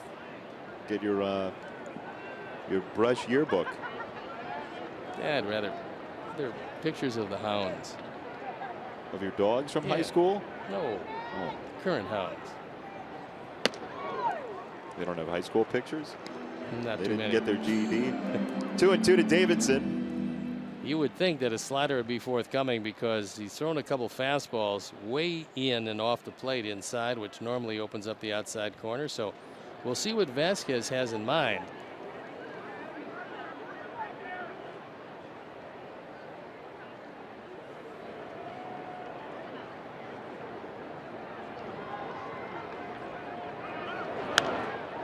Went up again, and Davidson fouled it back. That was at 101, and he missed his spot by plenty because Vasquez wanted that one on the outside corner. And Kelly just leaning back and throwing with all he's got. Trying to throw it by him upstairs. The whole at bat has been spent up And in some instances out of the strike zone, you see 1, 2, and 4 up and in. 3 and 5 had pieces of the plate.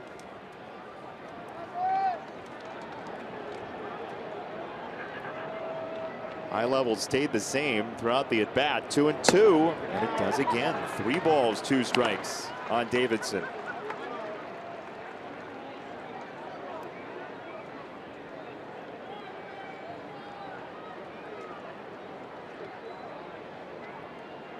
How many times a game did you talk to your catcher on the mound? Yeah, as infrequently as possible. There was not much that he could come out and tell me. If I was dropping my arm angle, all he had to do was show me by pointing to his right shoulder and giving me the motion that I had to move the arm angle up. But different catchers will spend varying degrees of time out to the mound. I didn't like the chatty catcher. Go to first, and Avi is back. Boy, 28 pitches in the inning for Joe Kelly. That's to 4 batters. And while the walk numbers haven't increased, the Sox have had some lengthier at bats during this homestand. Pretty good at bats. Strike 3. Kelly gets out of it. Avi stranded. To the 7th we go in a 4-3 game for the Red Sox in the series opener.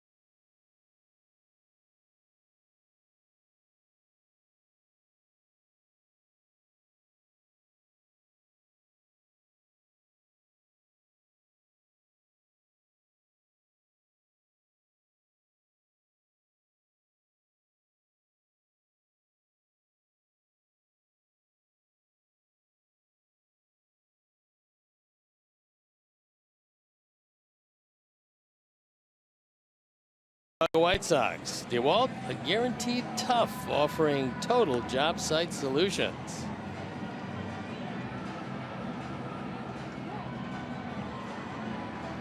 We got a new pitcher in the ball game for the top of the 7th inning, trying to keep it right there at a 1-run deficit. And it is Juan Minaya. In the doubleheader, he picked up an inning, gave up a run. No walks, couple of strikeouts, and he's got to hold him right there to allow the offense to come back as he deals with Marrero and then back to the top of the order. That'll be Betts and Rutledge, with Dustin Pedroia out with a sprained left wrist after a collision from his first at bat of this game. So Devin Marrero down a strike, and Gregory Infante finishes 2 innings, 2 hits, 1 run. It was earned on the home run from Betts, and he struck 1 out. 1 ground ball out. 4 outs in the air, and the strikeout for Infante today. Look out, Devin Marrero. testing the limits of our pitch cast. Well, occasionally, when one of your hitters takes a couple of fastballs way up and in at 100 miles an hour, you just want to let the opposition know you're thinking about them. You're not hitting them, but you're thinking about them. So, I guess different meaning to it's the thought that counts. Well, one got away. Doesn't hurt to have one get away every now and then. Look at where it got away too on our pitch cast. Yeah, way out of the pitch cast. And then to the outside corner for strike 2.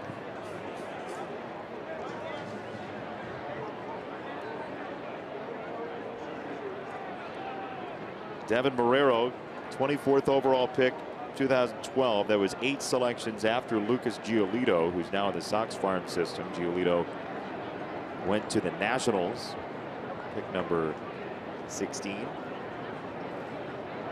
There's a very good chance that Lucas would have been drafted even higher than that.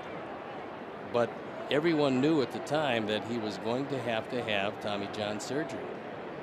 So Mike Rizzo and the Nationals thought he was young enough that he could come back and be a very valuable, productive member of their organization. So they drafted him and then had to deal with the surgery and the rehab time. And Lucas has said he knew it was coming. He knew it would affect him, but and everybody did. But you know, sometimes if you get yourself the right guy, you take that gamble. And you know, Tommy John surgery these days, guys come back every bit as good as when they left. strike 3 from Minaya to Marrero. 1 down here in the 7th.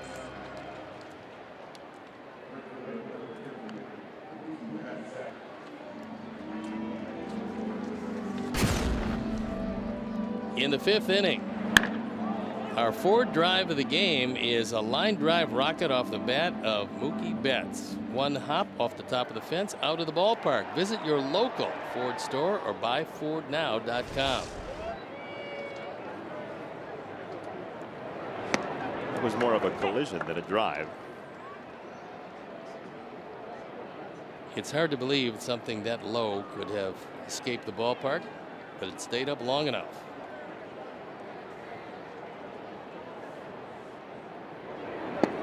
Just a very fun young player to watch.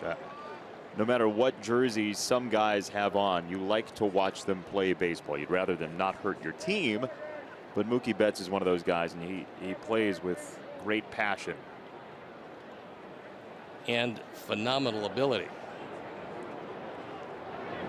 Watching him play the outfield these days, it's hard to believe that he is an infielder by trade. But that's exactly what happened to him.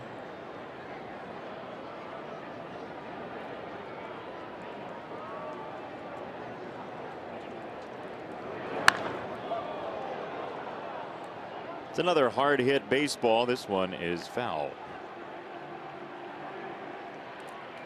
The hard throwing Matt Barnes throwing in the pen. They got some arms in there, don't they? Yeah, they've got some guys who can rush it up there. It's a big kid, Matt Barnes.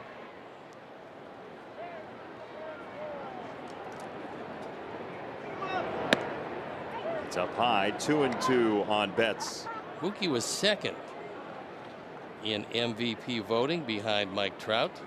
He lost by just 11 points. So Mookie put together a great year. Good draft pick, selected in the 5th round. So they got themselves a terrific player. 5'9", 175. He goes down this time. Minaya takes care of Betts. Provide your guests with the ultimate all-inclusive White Sox experience in Guaranteed Rate Club or Magellan Scout Seats. These 2 premium seating areas are the best way to entertain your most important clients, employees, friends, or family, and are available for season ticket packages or individual games. For more info, call 312-674-1000 or visit whitesox.com/premium seating.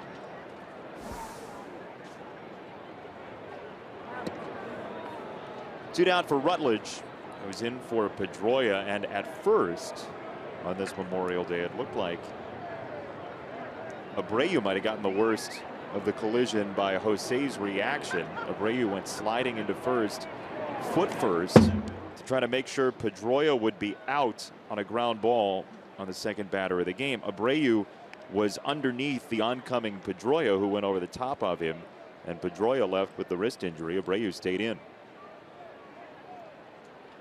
Yeah, Abreu got kneed, but in a pretty decent spot, so he came away and still played, and Pedroia landed on that wrist and took him out of the game.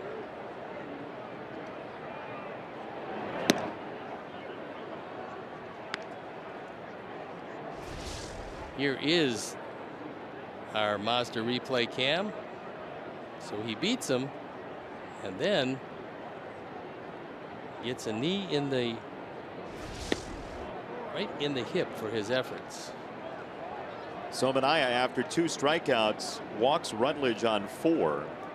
And here comes Xander Bogaerts, the Aruban shortstop, whose 7-game hit streak is on the line in this at bat. Maybe he knows 4 different languages, including Papiamento, which is what I majored in elementary school. Share some with us. It's a great opportunity. Can't remember any of them. Cramming for tests never works out. You never remember the No, information. it doesn't. You can't possibly retain it.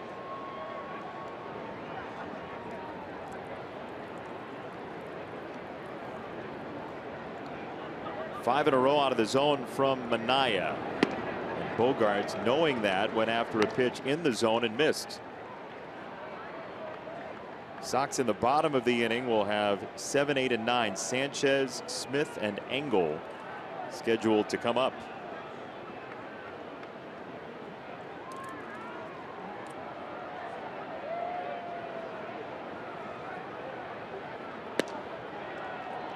Close pitch. That could have gone either way. It went Bogaerts' way. Bogaerts, one of the friendlier of all the Red Sox players, just has a tremendous joy in playing the game.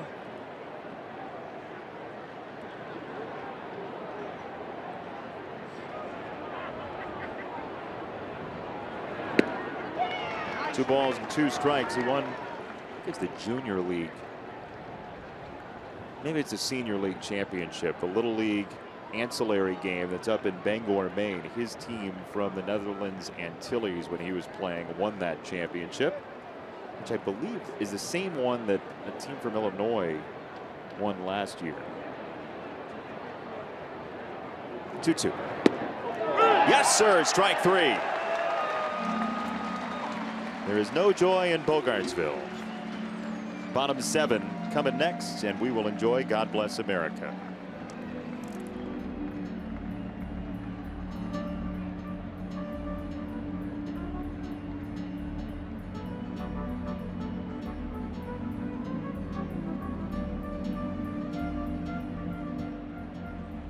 Ladies and gentlemen, at Major League ballparks across America, the singing of God Bless America is performed in support of our country and our men and women stationed overseas. Please welcome Gerald Chaney for the singing of God Bless America. God bless America, land that I love. Stand beside her and guide her through the night with the light from above. From the mountains to the prairies to the oceans white with foam.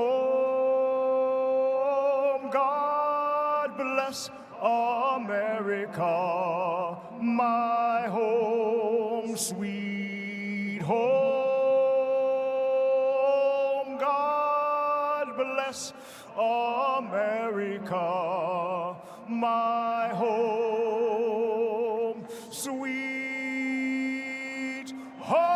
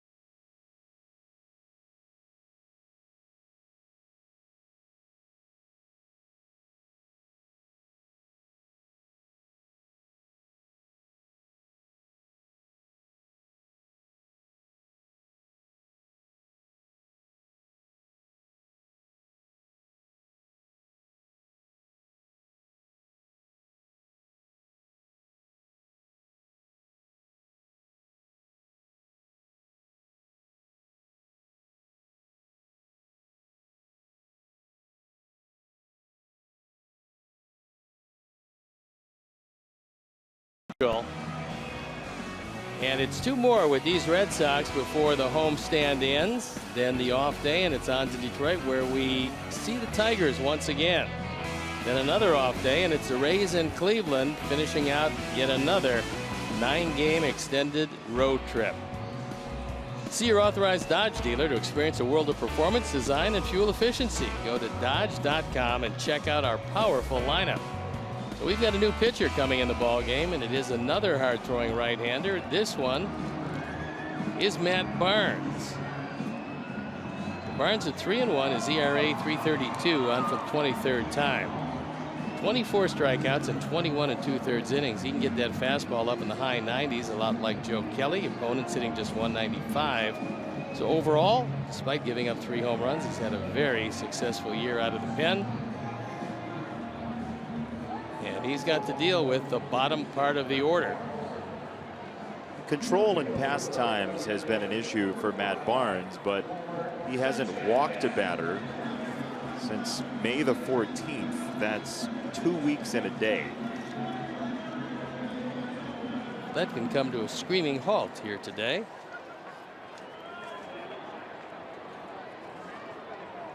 Sanchez first. So Joe Kelly, 1 inning, 1 walk, 2 strikeouts, no runs.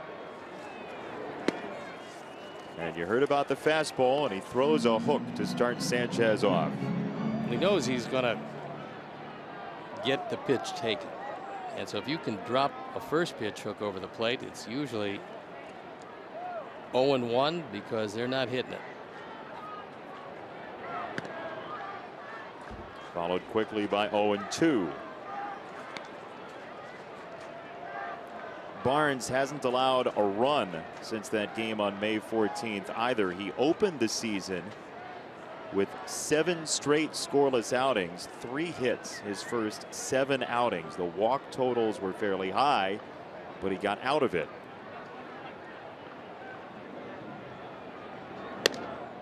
Here's something different for the Red Sox. This year, they came into this ball game walking just under 7% of hitters they faced. That is the best in the major leagues. And for the Red Sox, who've had control issues out of the bullpen in the past, that is a radical departure from the way it was, which is one of the reasons why they're knocking at the door of first place.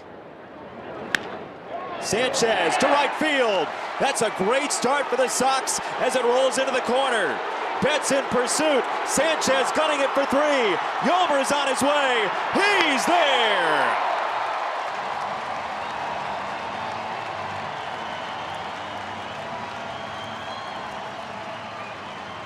And a good job of backing up by Matt Barnes, because the relay throw by Rutledge airmailed Marrero at third. So Yomer gets the third of 3 curveballs, and this one he just waits back and takes it into the corner past Mitch Moreland. Then he's off to the races. This is our Gigatime high-speed replay powered by Xfinity, the future of awesome. And here comes Yomer, who picks up Nick Capra. Good job of base running. He knew the play was behind him. He picked up his third base coach and made it to third base. Now the Red Sox bring the infield in. Nobody out.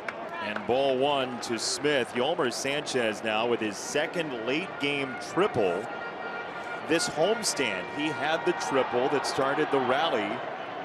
Really spearheaded the rally in the 9th inning a couple of days ago. The Sox fell a run short. He was standing at third when that game ended.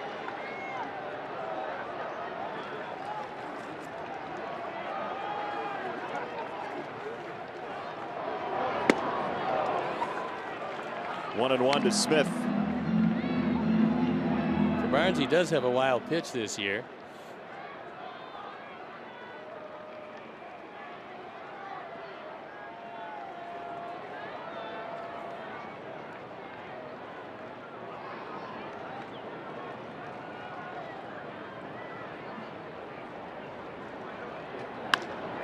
Kevin Smith down the right field side. Fair ball. RBI double to tie the game. It's 4 all in the 7th. 4th run batted in by Kevin Smith. in the same exact spot as Yolmer, who led it off. The difference being he's a right-hander and got a fastball. Yolmer a left-hander and he got a curveball. So a brand new ball game, but that's the go-ahead run, standing out at second base. And a job to do for Adam Engel. Once again, battling back. Sox have done it all year long. Sanchez started it with the triple. Smith the double. Tim Anderson waiting on deck as Adam Engel gets his marching orders from Nick Capra. If he does bunt it, he's got to bunt it right at Marrero at third.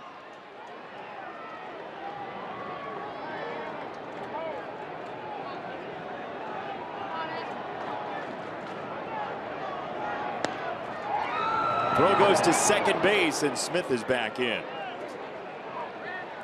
Well, we'll see if it continues throughout the series, but Bogaerts looked out at Jackie Bradley Jr. and he gave him a signal with his glove. That would indicate that there was going to be a play at second base, and he wanted Bradley to be coming forward on the throw. The throw was down. Bradley was charging, so Kevin Smith couldn't advance even if the throw got away. Ball one to Engel. Smith at second. Nobody out. Ball two on Engel. And the question is, as you get deeper into a count with a guy who's struggling with his command, do you take off the bunt and make him throw a strike? Well, for one pitch, you can certainly do that. If your idea is to get Engel to bunt even with 2 strikes, it's not necessarily a bad idea. But not being all that adept of butter, you would figure that he was going to let him bunt here.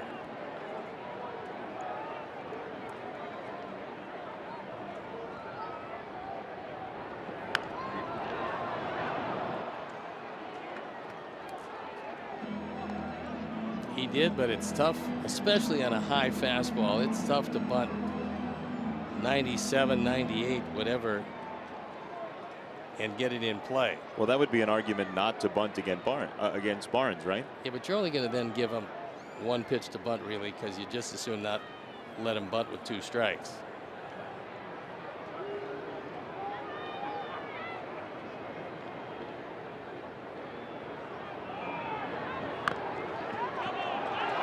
Foul ball. Yeah, that hit off him in the batter's box, and John Farrell's going to come out. He wants a word with Sherwater, saying that the ball hit him, but if in fact it did, and it appeared to, he was in the batter's box. Watch it again. He's in the box. It does hit him. He had not taken that first step out yet. So he's in the box. Ball hits him. Now the question is, did it hit him a second time as it rolled toward fair territory? Well, it's a foul ball when it makes contact in the box. In the box. You would think that there would be kind of enough said, but by my understanding of the rule, once it hits you foul in the box, it is a dead ball, and if it hits you 7 more times, it's not a problem.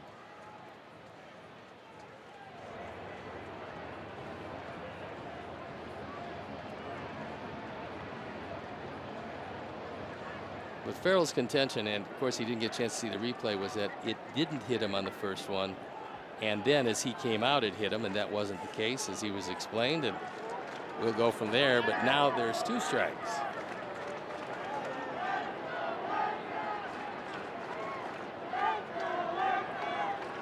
Two and two.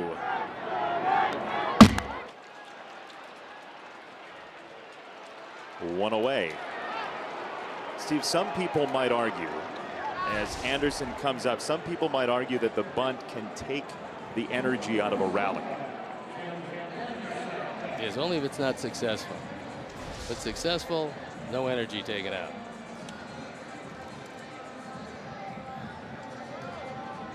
I know you're a big proponent of the bunt, but I like it in certain circumstances. Sure. Yeah. Especially Engel has the opportunity to bunt for a hit. or just lay one down anywhere between the lines. So Tim Anderson with a foul ball.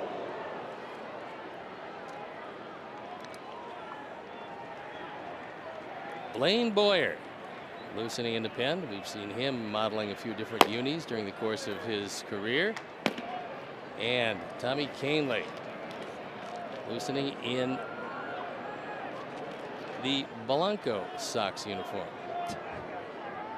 You also speak 4 languages. Nice to see. Thank you.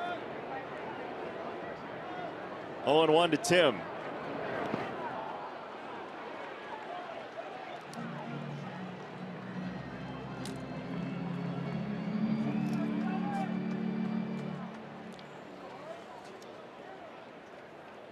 So triple for Sanchez, double for Smith. Strikeout for Engel on the bunt, and now Anderson's behind 0-2 with Melky on deck.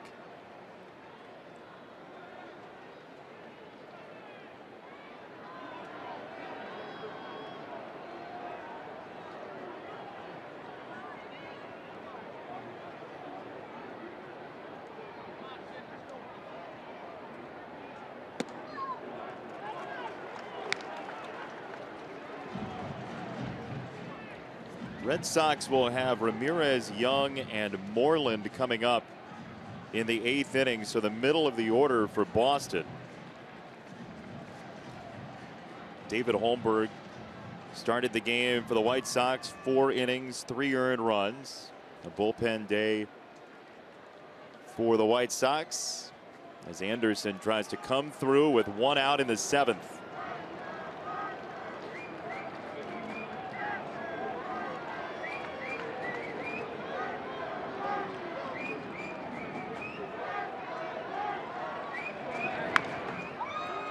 To third on the backhand side for Marrero for out number 2.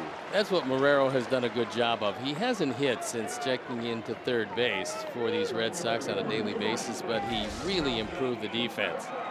Pablo Sandoval had just a horrible defensive beginning for these Sox. Marrero comes in. You've got to come in and smother the ball.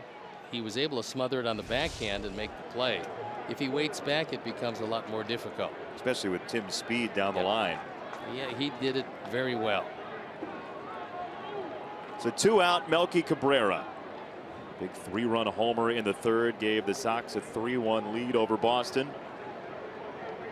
Kevin Smith, whose RBI double tied the game, standing at second.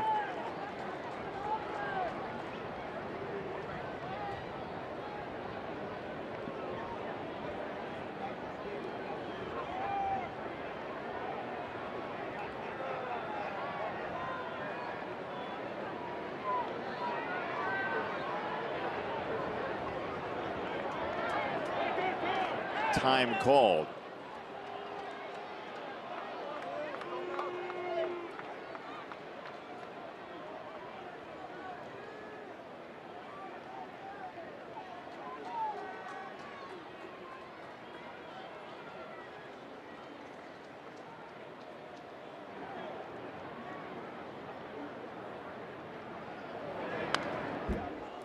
That was going to be a pickoff, and that's when a catcher is really vulnerable because Vasquez was coming up. He was going to throw to second base, as they have used that twice now, trying to go behind Kevin Smith. And when you stand up as the ball is coming, you've got lots of spots that you can get hit.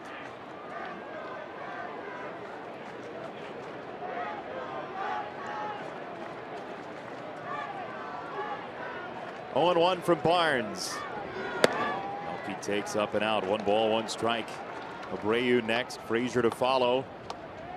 Series opener, 7:10 first pitch tomorrow. Chris Sale versus Jose Quintana, and what a prelude to that this has been. A very entertaining game on Memorial Day Monday.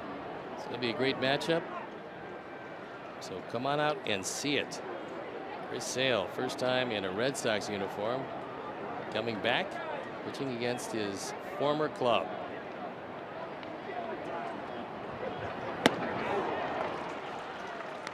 One and 2. Chris said in his press conference for the game today about how much he's going to love facing some of his former teammates like Melky. And you saw Vasquez stand up, ready to throw. He didn't get hit and didn't get a throw off on a foul ball. And another meeting at the mound. Full calendar for the pitcher's mound boardroom today, as there is the former White Sox pitcher himself, Chris Sale, who, you know, the way he loves playing baseball and the way he's intense about it, tomorrow is going to be a little extra added juice coursing through him, which is a scary thing because he's always pretty emotional. I think if he had his choice, he would play tomorrow night's game right after this game, so he could go and pitch it already. 1-2 on Melky.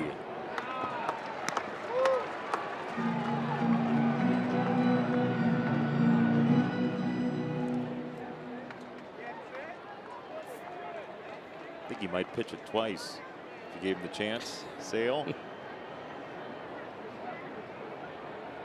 20 pitches deep in the inning for Barnes. Triple, double, strikeout, ground out.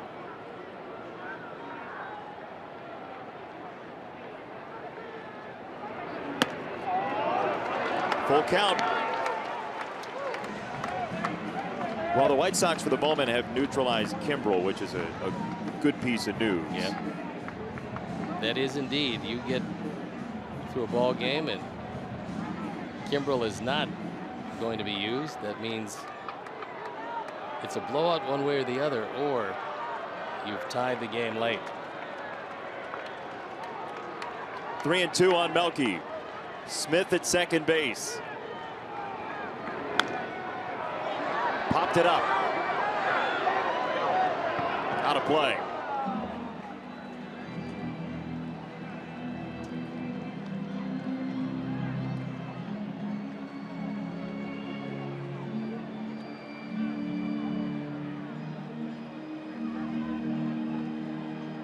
Melky Cabrera, who ambushed David Price for that 3-run homer on the first pitch he saw after a walk in the third, has a chance to get the lead back.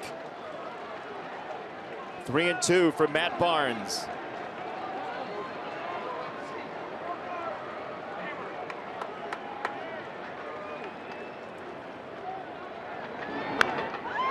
Melky bloops it and down. Smith's coming home. The throw to the plate. One hopper. He's safe. Sox lead. Most likely going to be base hit. RBI number 30. It's going to be E4. If Vasquez can hold on to it, Kevin Smith is going to be out at the plate. But the ball kind of short hops him, and the go-ahead run scores. Good hustle by Kevin Smith. And we'll watch it again. Melky taps it in the infield. It doesn't get through, but Rutledge does have it. Makes what he felt was a good solid throw. Vasquez just took his eye off it because he never got a glove on it.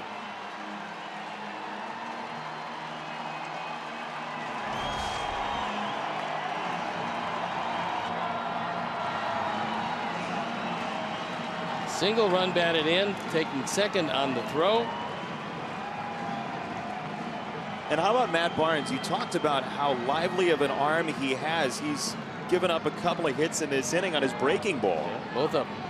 And Melky didn't hit that ball hard, but found a good spot to throw it in. What a very productive inning.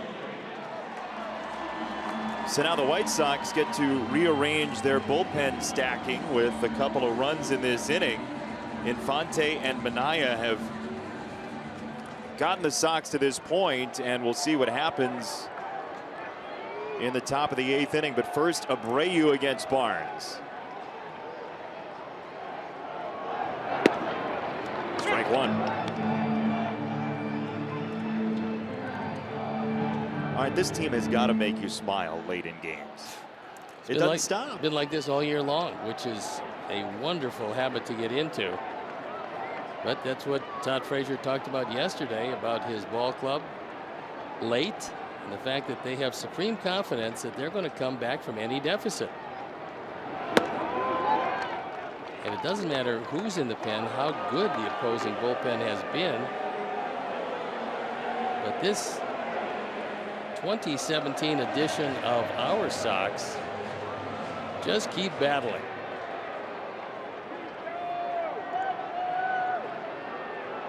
That man is a big part of that. There is spirit coming out of Ricky Renteria's pores. 1-2 on Abreu. Jose with a 10-game hit streak. He is 0 for 3 so far. So this may be the last chance for Jose in this game. We shall see.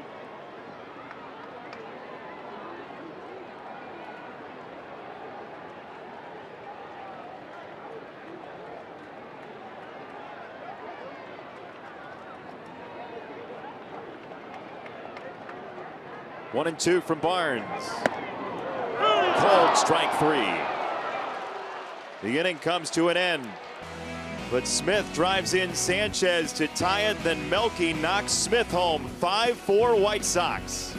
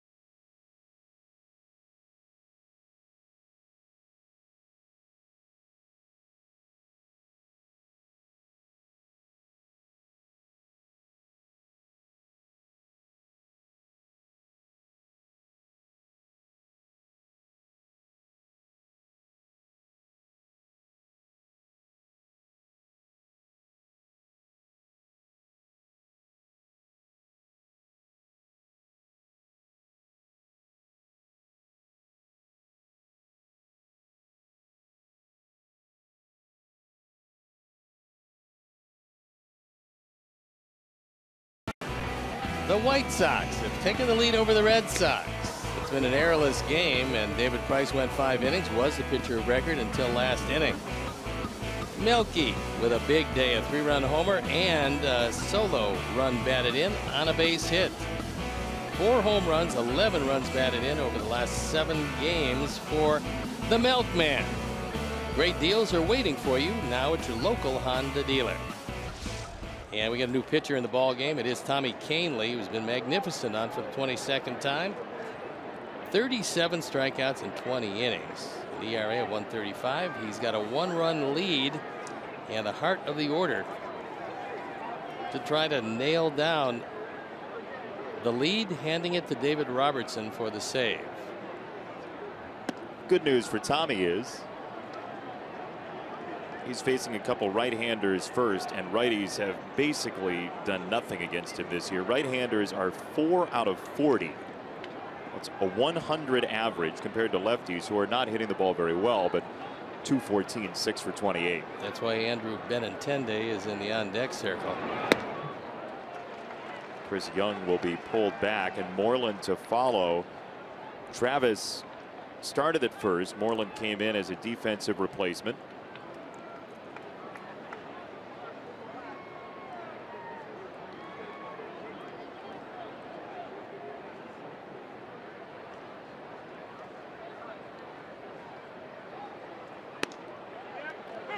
Zipped in at 99.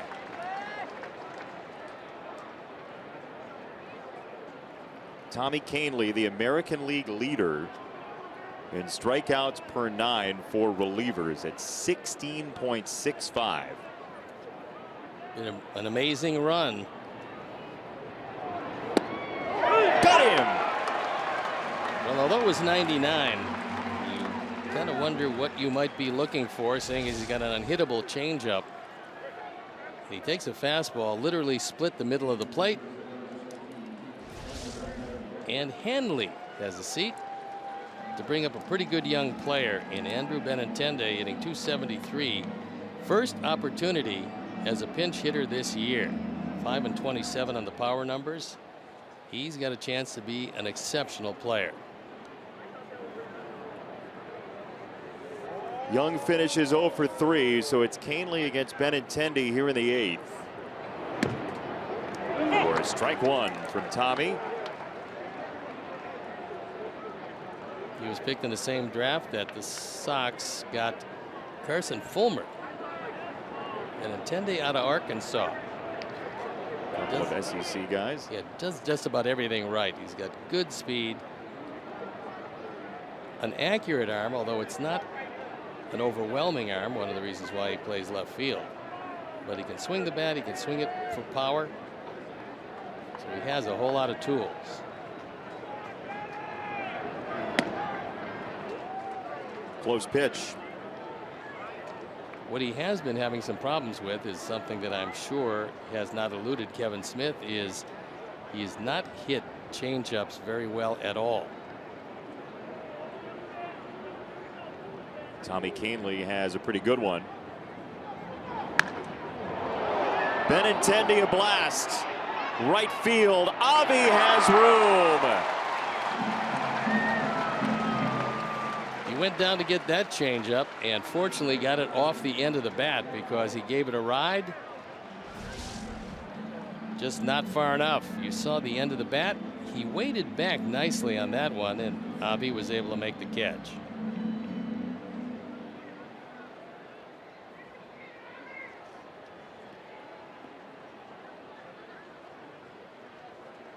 The 2 down with that catch, and now Mitch Moreland, who has 4 2-hit games in his last 6. Swinging the bat very well for the Red Sox during their last homestand. Moreland was one of a long line of first basemen developed by the Texas Rangers.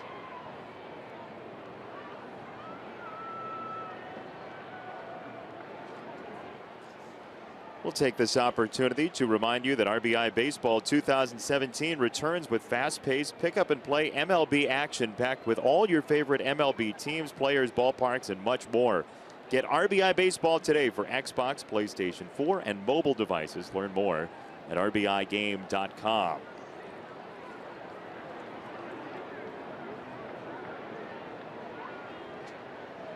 There is the Sox closer, David Robertson, getting loose.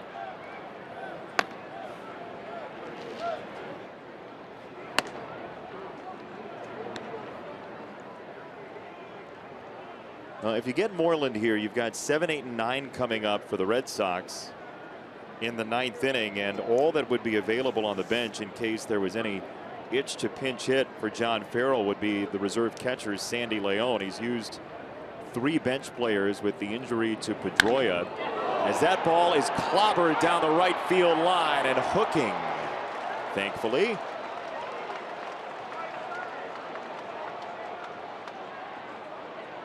And Kevin did not have enough time to say what he wanted to say the first time he went to the mound, so he's going out there again. Shouldn't surprise you when someone tunes up a 2-0 fastball right down the middle, because that's exactly what he's looking for. Fortunately, he yanked it foul. Hit that ball awfully hard. a couple of rockets in the inning. Benintendi, the fly out to right. And then Moreland, that foul ball, as Tim Anderson's essentially playing the softball 10 position right now. Right in back of Canely.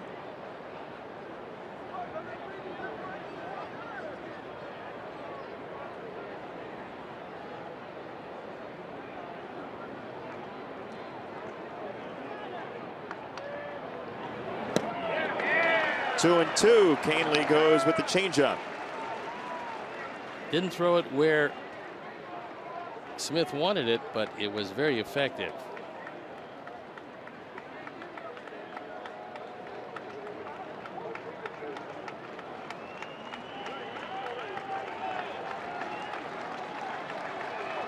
Canely struck out the first batter he saw. 2 down in the inning, nobody on. Called strike 3. Tommy Canely's newfound changeup is lethal, and he's got a 1-2-3 8th inning.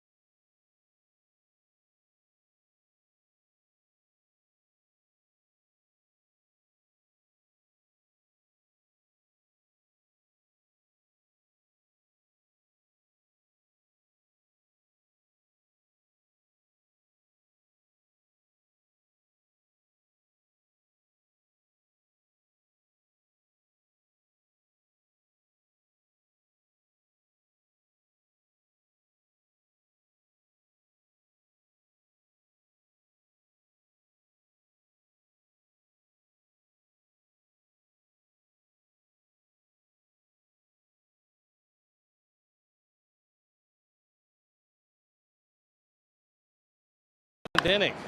Kevin Smith comes up. He ties the ball game, slicing this double into the right field corner.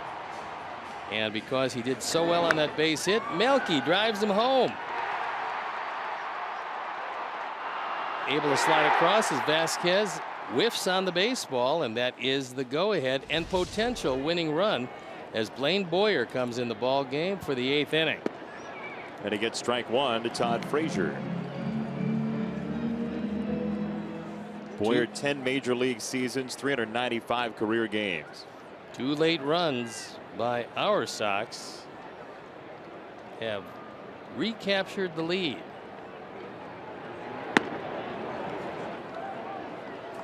It was initially captured on a 3-run Melky homer in the 3rd. Everything looking awfully bright, and then things started to dissolve a bit. Only to come back, and there you look at the numbers for Boyer. Pitched in that series finale against the Mariners. The only loss in that series for the Red Sox. They had won 6 in a row before Seattle interrupted that streak. That after a road trip in which they lost 3 of 4 to Oakland after winning back-to-back games in St. Louis.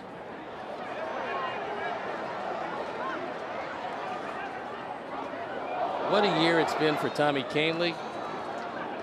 His straight change has been magnificent. He's gotten just about everything over the plate, which is a radical departure from last season, but Right now, he is one of the premier setup men in all of baseball.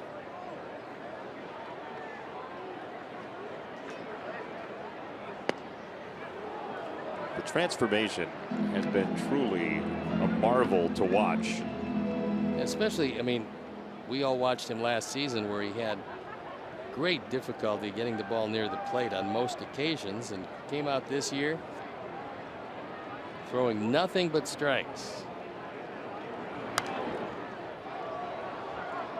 Well, the Sox would like an extra run or two of cushion for Canley's bullpen mate David Robertson, with 4, 5, and 6 up for the White Sox. The Red Sox have 7, 8, and 9 coming up. Vasquez, Bradley, and Marrero. So the guys that, if you had your choice, you'd want to face in a pretty loaded order for Boston. 3 and 2 on Todd. John Farrell used his one big bullet off the bench, which was Andrew Benintendi, knowing that between Canley and Robertson, or perhaps Swarzak, that it was going to be a right-hander they were going to face. But Benintendi gave it a ride, only to come up short. Frazier swings and misses at strike 3, and 1 down. Hey, Sox fans, you win with Papa John's Pizza all season long. The day after the Sox win, you get 50% off your entire online order of regular menu-priced items, only at papajohns.com. When you use promo code SOXWIN, valid at participating Papa John's locations. Better ingredients, better pizza. Papa John's.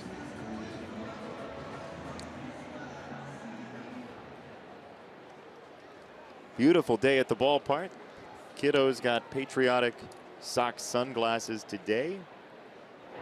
And Avi with a foul ball with 1 out in the 8th.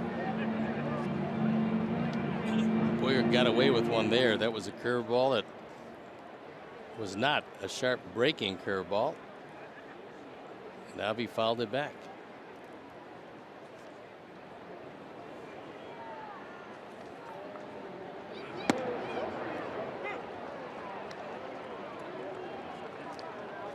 Well, as you look at July looming, you'd have to think that Avisail Garcia would be in the conversation for American League All-Star. You would certainly think so when you look at all of the numbers and what he has been able to accomplish this year.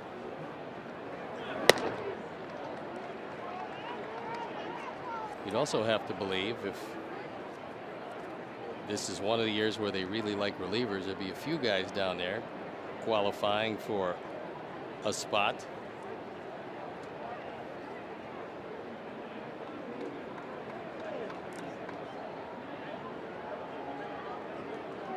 Ball and 2 strikes for Garcia.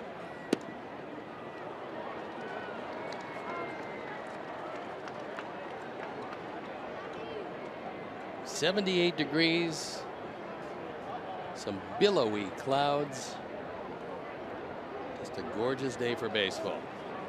Let's play 2. He already did that this play All-Star. 1. Yeah. Strike 3 from Boyer. 10th strikeout for Red Sox pitching. If you want to get the wiffle ball set out, I'm happy to take the crew. You and I could pick our teams and go out on the field after the game. I think Roger would love that. Oh, he would absolutely love it, especially if we wore regular spikes and pitched off the mound. Maybe steel-toed boots. Yeah, Roger would like they would be chasing us around with a pitchfork. I thought you were going to go garden hose, but it got a little more dangerous. It's a breaking ball for a strike to Davidson, who's 1 for 3. Sale versus Quintana tomorrow, 7:10. This place should be rather electric. You would think so. Great pitching matchup. And Chris Sale going to the mound in what will be a most unusual look for our Sox fans, seeing him in a Red Sox uniform. In the air to right field from Davidson. And Mookie Betts on the move for out number 3. So it's up to David Robertson in the 9th inning to face the bottom third of the order for Boston. 5-4 White Sox.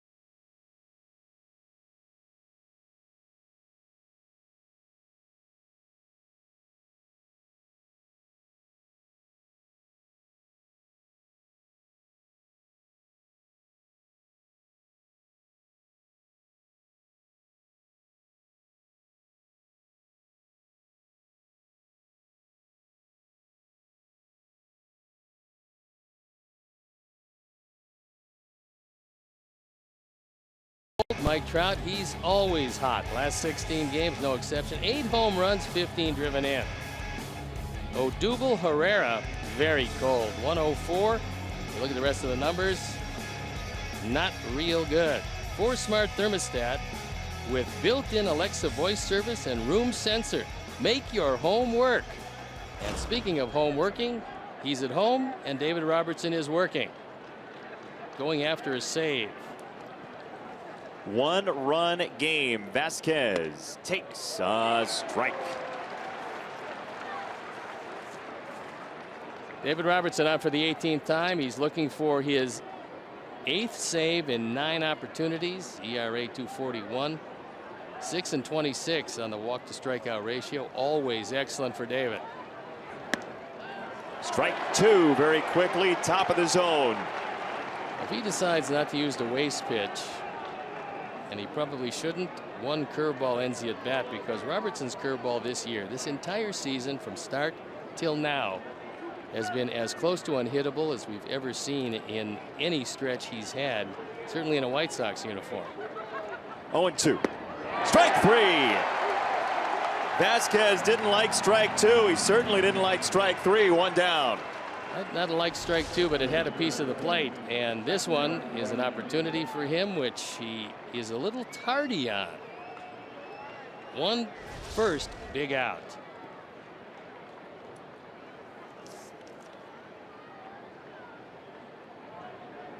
Since the 7th inning, the Red Sox have struck out 6 times. Here's Jackie Bradley Jr. to take ball 1. Davidson in on the grass, but well off the line at third. I know it's the way the defensive charts talk about, but I always feel more comfortable late innings in a 1-run game with playing a little more toward the line, because you can live with a single. You can live with anything to his left, not anything to his right.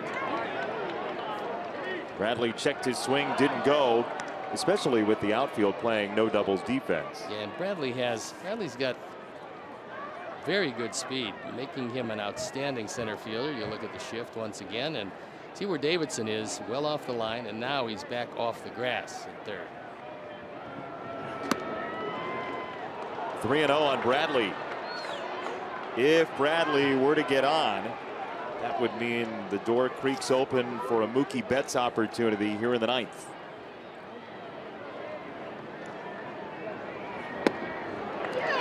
He would follow Marrero here in the inning.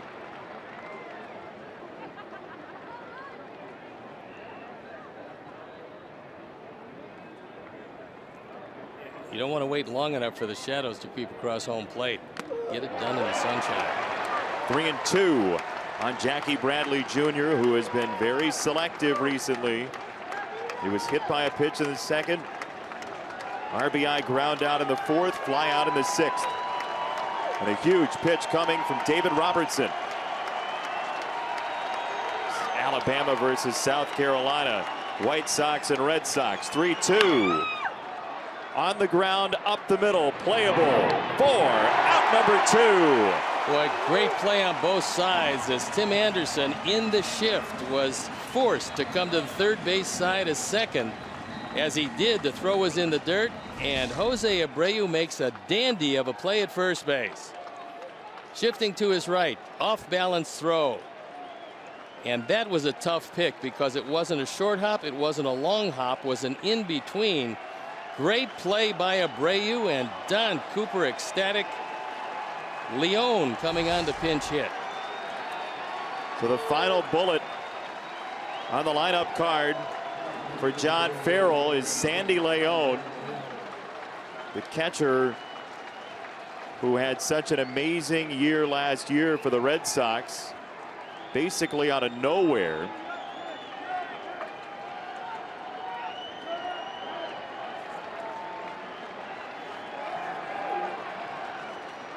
'16 extra base hits last season in the double department. And time called, a grand total of 26 combined extra base hits for Leone. Leon's a switch hitter. And he's got more pop from the left side. Robertson, strike one. Even though 205 left-handed, 348 right-handed, you'd much rather face him as a right-hand hitter. Of course, that is not going to happen in this scenario. He's hit 3 of his 4 home runs left-handed. Off the plate, 1 ball, 1 strike to Sandy Leon.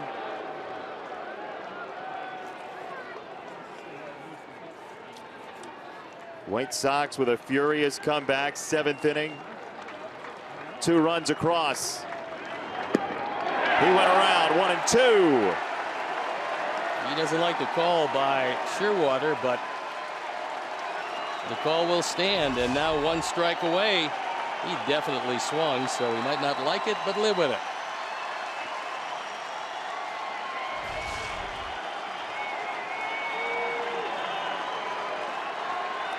One and 2.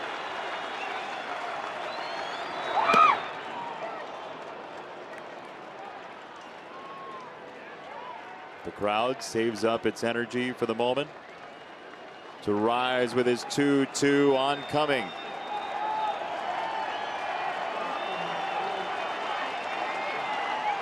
Game 1 of the series goes to the White Sox. Robertson disposes of Leon in a 1-2-3 ninth. Another comeback, Steve. Yeah, just number 1, a thrilling comeback. Number 2, looking at the 9th inning again, sandwiched in between the 2 strikeouts, was an outstanding play by Jose Abreu at first base. That's a ball could have gotten by him easily. If it does, Bradley's at second base representing the tying run. It didn't. Robertson, save number 8. Minaya gets the win in this, and yet another comeback by our Sox. Good pick by Kevin Smith, who was one of the heroes of the game. His double into the corner, later scoring what turned out to be the winning run. A beautiful day and a great result, and quite a ball game. You know what allows a comeback to happen? A bullpen. Sox did it again out of the bullpen. Final 3 guys went 3 innings, struck out 7, and gave up 1 base runner. 5-4 your final. We'll wrap it up after this.